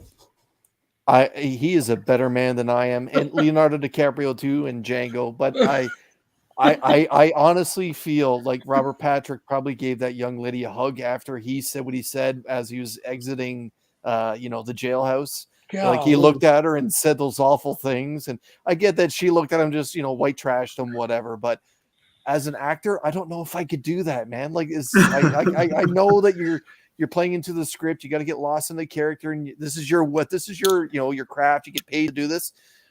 But it's tough, man. And he executed that stuff just with so much comedic value. Just I look at him, I was just like, oh my God, he just said that. And then afterwards, I'm thinking about it, and I'm digesting it. Straight face. Yeah, I'm digesting it, and I'm just like, if that was me, I'd have to go buy her some flowers or something. I'm so sorry I had to do this. Give them to her first. Here, I gotta apologize ahead of time. You read the script, right? I'm gonna play this the best I can, but no, it's not me. It's this terrible human being that I'm playing. But my God, Robert Patrick has been so good in Peacemaker. Everyone's performances have just gotten better and better. I don't know if it's the performances are getting better, but you're kind of getting a better feel of the characters and everything. But this was a great episode. We had Peacemaker and Vigilante hanging out, just kind of dialoguing, trying to figure out what's what with the little butterfly that he has. It's kind of trying to talk its way out of its situation. We have the police finally get the lead that they're looking for, and they're going to bear down on Peacemaker and Vigilante. They escape out to the woods, and not before they get drawn down on. And eagerly saves the day by killing an entire squad of police officers. Right. Oh my God. That was unreal. Eagles, he's the symbol of America, baby. And I can't remember who pointed it out to me when I was talking to him, but it's such smart writing, because if you were to defend yourself against that bald eagle and strike it, that would be a federal crime. you're damned if you do. But would it be for me? Somebody else mentioned Mr. Mind. I think that it was Film Age Studios mentioned Mr. Mind, but I think this is its own thing, to be honest with you. We had Mr. Mind brought into the DC movies with Shazam in the first one and in the after credits, but Eagly, he was taking him to town. I think his favorite color is teal. Yes or no question only. Vigilante and John Cena, like their whole thing in this episode, because like from the yes and no question to like the gag of him like taping the jar to his waist. Oh my god! And you knew what's going to happen. Whenever as soon as he fell, you're like, oh no! We're just like, oh, that's not good. I thought it was going to get in Vigilante. I was tensed up because I don't for one second think he's going to make it through this series. There's no way he's getting out of it. I don't think he's going to make it through it, but I want him to, like I don't want to see him go out like that. I definitely don't. Like I want to see him return in more shows. I want this character to continue. But I don't see them giving these people a pass, Yeah. But we did see Robert Patrick go to he's got his whole white power crew together.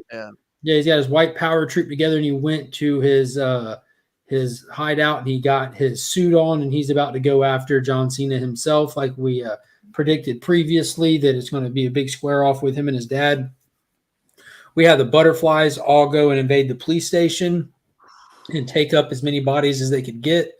All of police, inmates, everybody. So we got a big final battle coming, and we don't even know where Judo Master is at this point, because we know he didn't die. Like gunshot wound, still alive. So I wonder if they're going to bring him back, and he's going to be the one to actually finally die, and we can spare Vigilante.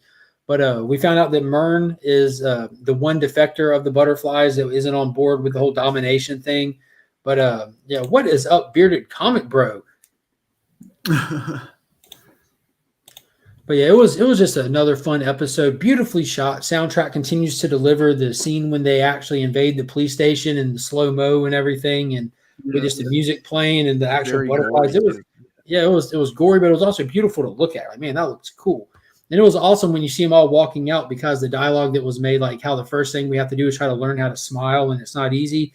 And all of them are walking out with just those creepy, awkward smiles on. But it was fun. I definitely and the new sheriff wasn't a butterfly all along, like that. Yeah, that was a crazy twist, right? Yeah, it had me. Yeah. Now I'm wondering too now, if could have there been a butterfly in him and another one just went and forcefully took over the body, like one of Myrn's butterfly people. Yeah, like what if Myrn went flying solo? Yeah, Ryan stole. That was a great twist as well, right? This is the one where we learned where they already knew that he was a butterfly. Yeah. So Diebeard knew and Harcourt knew, and those are the only two that knew. Yeah. See, the scene that she referred to back in episode 3 when they blew the wall open and Myrn flew back, and they kind of stayed on the ground for a while and all that. I thought that they were going to kill Myrn off with that explosion. I thought it was one of those scenes like the whole Mary Jane scene where you get up slow and you think you're okay, but then you show that you got the wound and everything. I thought it was like that. We got a super chat in there. Appreciate that, Blue Hellion, with a $5 super chat. I don't know who is more awesome, Ryan or Chris. I'm going to leave that debate up to you. Oh, it's Ryan. Marcus of Flamingo. Chris, because he's a foreigner. Well, Ryan can sneeze and grow a beard. Like, I'm 47. This is all I got. It's taking this long to get here. And he's got lots of too much of it.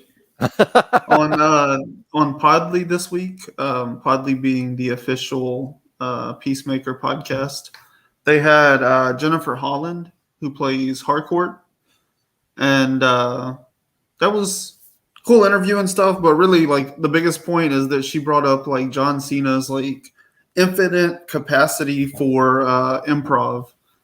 So it sounds like he's like really just like nailing this character all the way through. And that was him playing the piano as well. Like on the community hangout last Friday, Tyler and Rob brought it up and we're talking about it. I wonder if it was him or not. And I Googled it and it was him. And then the very next day, I'm starting to get articles on my Google News feed about him playing the piano and how he just is blowing the mind of a lot of the crew. How they're like, we got the scenes like, yeah, I'll do it. Like, what do you mean you'll do it? Like, yeah, I can play the piano. That's crazy. He can speak Chinese too. Yeah, Johnson's. Wow. Yeah. So yeah, that was "Home Sweet Home" by The Motley talent. Crue. In case you guys didn't know what song that was. And if you're a Motley Crue fan, let us tell you about another show. That's we don't. Yeah, that's. So that new show, Pam and Tommy, just premiered on Hulu this week as well. The first 3 episodes dropped. It is exactly what you'd expect it to be, plus with some extra outrageousness. Seth Rogen is a part of it, so it's meant to be like a dark comedy biopic thing about the scandal surrounding the sex tape that came out with him. If you're a child of the 80s that grew up in the 90s and Baywatch and all that, like, it's enjoyable. It really is. Like, just to see stuff like this is really like a time era benchmark for me. Like, am I really at that age now when they're starting to make biopics of stuff that I don't feel was long ago?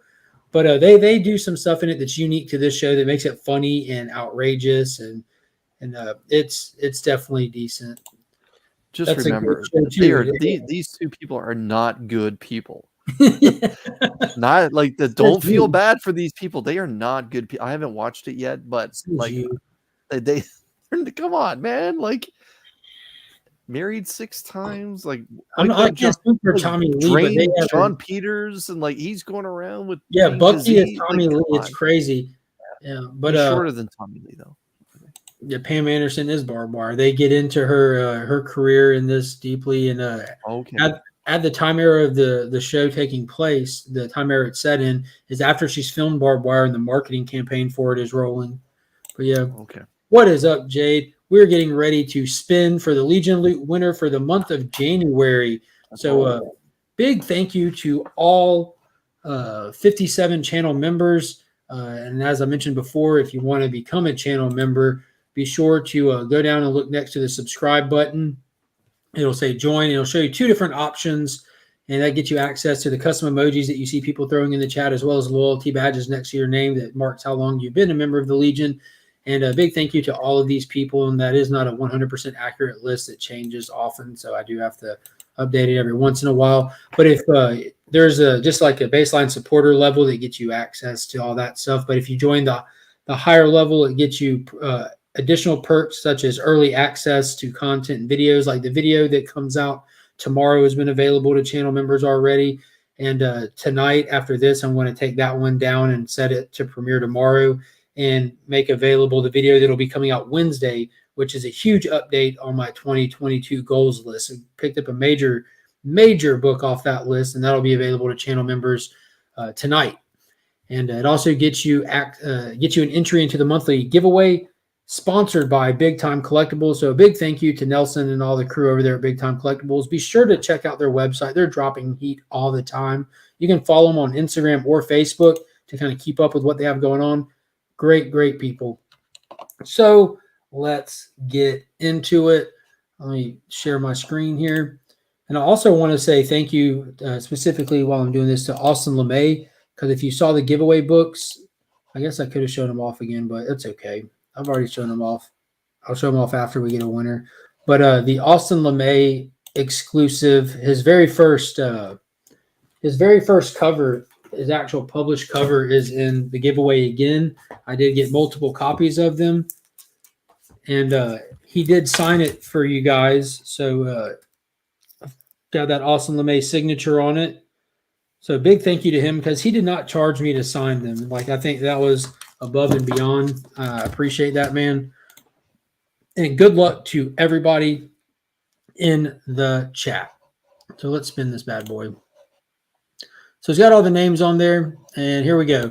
So the winner of the January Legion Loot box is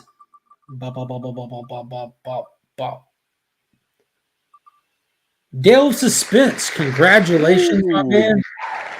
And he missed out on that Lemay book. He just said, "Well, guess what, Dale? It's coming your way." Oh, he said I missed out on the Lemay book. Well, good thing you didn't waste any money on it. So real quick, Dale, let me show you what you won, my man. Let's pull it up. So we have a Marvel 2022 calendar. which is just a fun little toss in there, courtesy of the great folks at the Augusta Book Exchange, Paul and Donna. They are the best. I'm sorry. Congrats on the calendar. I expect you to be on time now. Yeah. I'm sorry that your LCS isn't as good as mine. We have X-Men number 5, the second appearance of Omega Red. Love that cover. The Blastin' and Stashin', Delta Dogs exclusive by Austin Lemay, signed by Austin Lemay. Love that cover Captain too. Harlock, John Jang variant wraparound, which I think I sent Dale one of those before, but he can do with it what he wants to after that. Inferno number 1 from Big Time Collectibles, the Miko Suyon trade dress. Batman Black and White number 1, Big Time Collectibles exclusive. This is the Batman 423 homage. This is the minimal trade dress by Miko Suyon. Death of Doctor Strange, issue number 1, the Anceletto Virgin variant, Big Time Collectibles exclusive. Very nice. Department of Truth number 12. This is the trade dress version for the Run DOT Greatest Hits. So Feel free to send that my way, Dale. And then we have probably my favorite out of the exclusive, Primordial number 1 by Alan Qua. And this is the Virgin variant. So this is out of all the books BTC sent me for this first round of giveaway books, because this is the final one for the first round of books they sent me, waiting on the next round to show up. So this is the only one that I contemplated wanting to keep a copy of for myself. But I bought one of their holiday mystery boxes and got the trade dress version in, which I like more because I don't know. For this one, I just preferred the trade dress. But that is just an amazing cover. It's an amazing series. Good stuff. It's so good.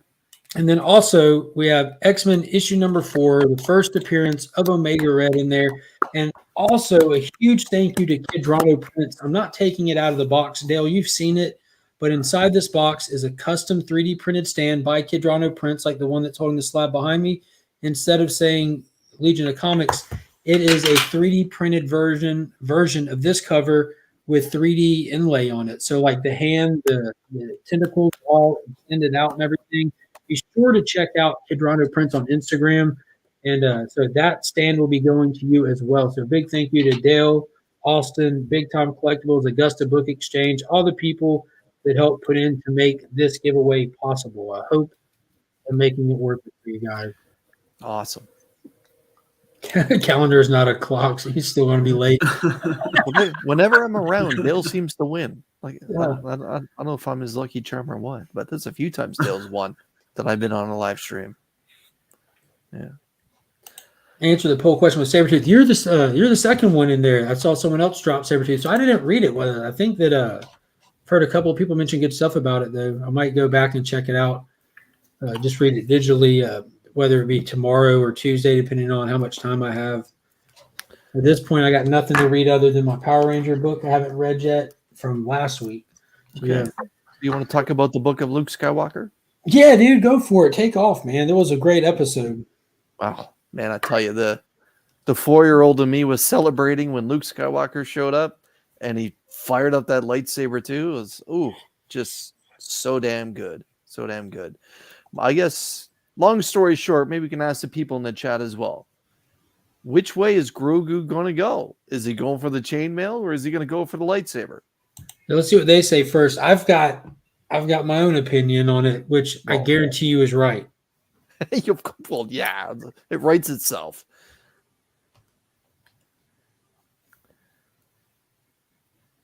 I think Luke was a a-hole in this episode, he said. Dale's going saber, so we got one wrong answer. Who else has got a wrong answer? I'm sorry, Dale. Should he go for the lightsaber? Yes. Mm-mm. Will Jon Favreau let him go for the lightsaber? There's no bloody way. I There's too much don't think he merchandising should go for the involved in lightsaber. Mandalorian. You'll get another Anakin if you allow him to go for the lightsaber. Like that's the road to another Anakin. So Mando did not bring him a t-shirt. Mando did not bring him body armor. He did not bring him chainmail. What Mando brought him was literal plot armor. So Mando showed up and dropped off the little t-shirt, made a chainmail that he made for him to keep him safe because he's on his mind. He's thinking about him. He's worried about Grogu. He can't let it go. That duo is a fan favorite. Mando and Grogu are like peas and carrots. They just go together. Like it's just a thing now. So if he accepts the plot armor, the T-shirt, Luke now has to take him back to Mando, who's going to be in the middle of a big fight, and then we get Luke at a fight, Why wouldn't they do that? Or at least it delivers Grogu back to Mando so that us, the fans, don't have to riot when the next episode of Mandalorian drops with no Grogu. It's just, in the end, there's just way too much merchandising involved with the Mandalorian featuring Grogu. They can't have Grogu going off to the Jedi Academy. It's just not going to happen. Damn, how old is she? She's still 1. Yeah, Laura Monkey. She says Baby Yoda now. She even already says it. You know what I mean? That thing is like merchandisable, like you said. There's just we're talking billions of dollars around the world with that little character. It's just there's no way he can't be involved, at the right hand of the Mandalorian for when the Mandalorian season 3 comes back. It's just not going to happen. Yeah. It's fantastic that they brought Luke back. Maybe we're going to get a glimpse of Leia as well, because she was supposed to be the first Jedi that was trained under Luke. So who knows? But yeah, long story short, should he go for the lightsaber? 100%. Is he going to? Not a chance. I don't think he should. Favreau won't let that happen. I think they ruined Disney can crap on Star Wars all day. They've shown that with the sequel trilogy and the first 4 episodes of this show. They're also capable of making good Star Wars. They showed that with Rogue One and The Mandalorian. But is leaning into known stuff, if they don't screw up stuff, like what they told us about Grogu and his training in this episode, he's not there. He's elsewhere, and that just, like they point out, that just leads to bad places. That's why they gave him that choice, and also for plot reasons. But if you're just keeping it inside of the story. But most importantly was the end when Cad Bane showed up. That was awesome. After getting Ahsoka, Baby Yoda, Luke Skywalker, Mando, they still dumped Cad Bane on us at the end. And pure spaghetti Western style. Ooh, Clint Eastwood, man. He should have gave that a thumbs up. That was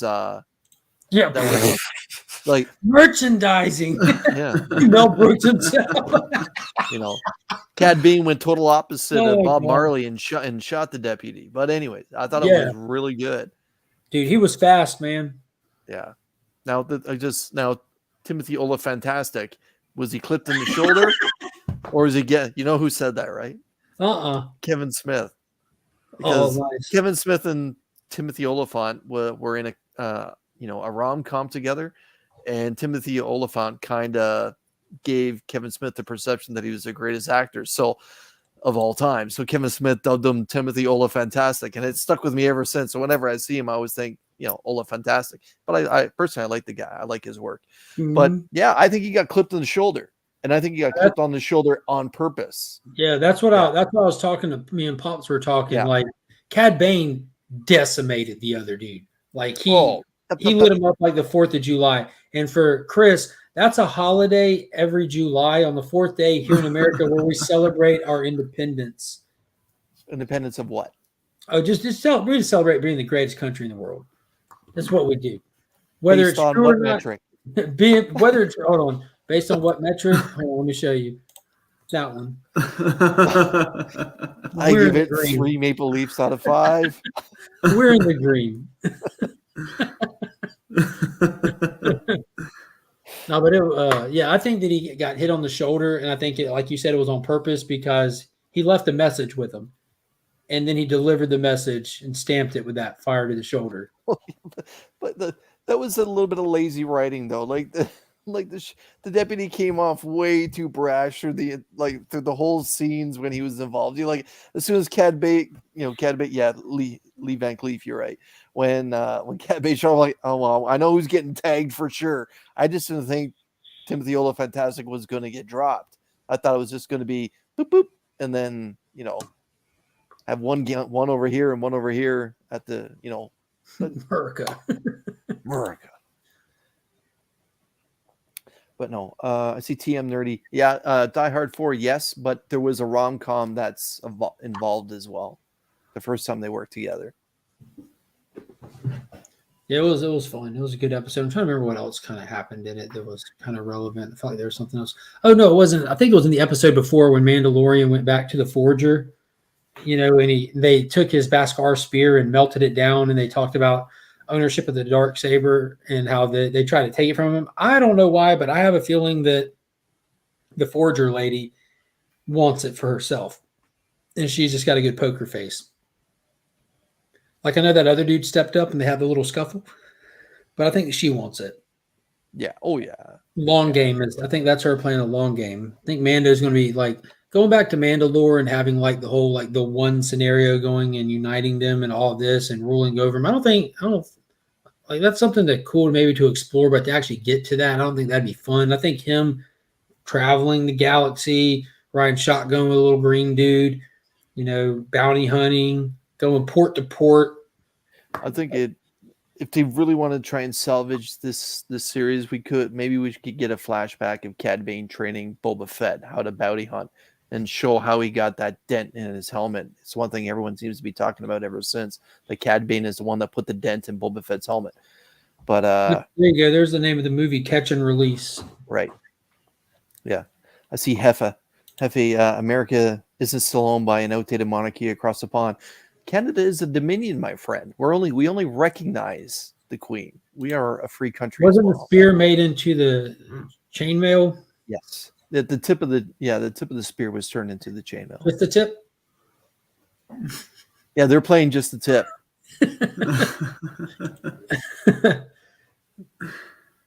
They blew up the bar. Yeah. All right, guys. Y'all got anything else y'all want to touch on tonight? Because it is already 11:15. We've been going for right at 2 hours. I'm sorry we started a little late tonight, but again, I'm not actually sorry. I'm just dealing with my family, and I don't apologize for that. So I appreciate y'all sticking around. That was a nice loop-de-loop. Yeah. I'm not Canadian, so that's what apologies sound like. Sorry. Dude, yeah, Superman and Lois has been lit. That's one that we haven't been talking about much because I haven't been able to meet up with other people that have been watching. But holy crap. Is it back on? The second season is back on. Episode 4 was last week. 5 will be this week. And, dude, it is so good. Like, they're balancing, like, the whole family dynamic stuff and actual family issues with big level villains in this one. And the way that they roll out the villain in this is a crazy twist. They play into Superman lore and mythos with it. Like the whole time I'm like arms up, like, no way they're not doing this. And then I see them like they are doing it. And then said person takes a hit and it reveals somebody else. And it is really, really cool. Is it Mongol? No, it's not. It's not Mongol. But the villain was buried deep inside the earth and he got out. Boba is going to end up with the Darksaber and will ride the Rancor into battle. No, that's not a joke. Like that's a legitimate theory, like right? Rosetta painting. Yeah, we know that Boba is going to ride the Rancor. Like we know that he wears a jetpack for no reason in this season. But they wouldn't have talked about that. Sometimes a tip is plenty. Sorry. Great show. Superman and Lois is great. I'm so glad I got caught up on the new series. Yeah. And so, Chris, if you want to try to get caught up, I don't want to reveal who the villain is. Like, it's actually like that level of enjoyable where I don't want to spoil it if there's going to be. House of L just did. Yeah, there he goes. Yeah, Bizarro. Yeah. They roll him out like Doomsday. He's wearing like Doomsday's classic green suit that he was wearing when he first showed with the goggles and that too. Yeah. Goggles, the green suit, tubes on it. He breaks out of the earth. He looks bigger than everyone else, and they're fighting. And you're like, holy crap, like your mind's blown. Even earlier in the episode, Lois was talking to Clark about you got to get what's going on, like fixed. You don't want to go all Doomsday on us. And just like little Easter eggs, like priming us for it. Then when he takes a hit, you just see blue face, scaly, messed up, glowing eyes, like what? And then when he comes out of the suit, he's got straight up Bizarro on, necklace hanging, S backwards. Like, oh my God. Did he say, like, when he arrived, did he say goodbye? No. Oh. No. But, and then in the next episode, the military had been, from the first season, how that one kid got the super speed from the events. So they've powered up 2 other people. even put S's on their chests against Superman's will, because Superman will not work for the U.S. government. He's like, I don't do politics, guys. It's not what I do. So they're making their own. Like, if you won't work for us on our terms, we got to have somebody that will. So when Bizarro's out in the Arctic doing his Bizarro stuff, they send out their team. Bizarro decimates them, and Superman gets there on the tail end of it. Steel shows up. Like, it's the fight scenes they're big. They're really cool. So yeah, Doomsday was the red herring. There's still no Doomsday, but dude, it's good. It's really good. We have Lana running for mayor, a lot of small town stuff, which is really fun. Really fun. Oh, it's fine, man. It's a spoiler-filled show. No worries. It was a bait and switch for sure. It was. Firefly season 2. Haven't been watching it. I didn't watch the first Firefly. She has appeared. What is up? Sold twice. General Lane is one of the surgeons from Knit Tuck. Yeah, General Lane's really cool in this. He's kind of retired now, and Jonathan messes up. Like he tries to do like a little save the day in this episode, and this guy was trying to rob a store, and he just on the ground real quick to freeze it, and it trips the dude up, And then the cashier's like, "It was really no big deal. Stuff like this happens a lot. We have cameras everywhere." So he just got caught on camera. So he calls General Lane, and from his like fishing boat, basically, he handles it, has the tape swiped and stuff, and I don't know, he's just cool. He's really cool. He's a good grandfather. Oh, nice. For $45. 15 is the signature alone. Yeah, it's an awesome cover. Like this, it just screams his style. Everything's in reach. Mm-hmm. Wow. Love it. That's a really good score. Boom, boom. Yeah, they're dealing with enhancement drugs for sports purposes and stuff, and it gives you temporary abilities and stuff. It really just touches on a lot. It touches on, like, it sounds like it is, but your teenage son's like starting to be attracted to other people, and trying to get away with that alone time type stuff, and the pressures of getting offered substances at your school. So it deals with not just the Superman angle of stuff, the dynamics of running a household or living in a small town. It also deals with being a teenager and the troubles that you run into. So it's so well balanced. Yeah, I hate Anderson too. Anderson's the military guy that's taken over after Lane, who's just pushing the whole Superman program. But it's really cool. But guys, I do have to head out of here. I gotta talk to these guys for a minute off air, and then I gotta get to bed. So I appreciate everybody hopping in. Thank you so much to all the channel members and to everybody that subscribed and hangs out. Looking forward to doing it next week. Remember, go sub up Chris and go enter his 600 subscriber giveaway. And if you haven't already, hit that join button, become a member of the Legion, get access to all those perks, and get entered in that monthly giveaway. And everyone smile at Ryan, and just hope that he smiles back at you next week. Until next time, as always, I'm Mark, but we are Legion.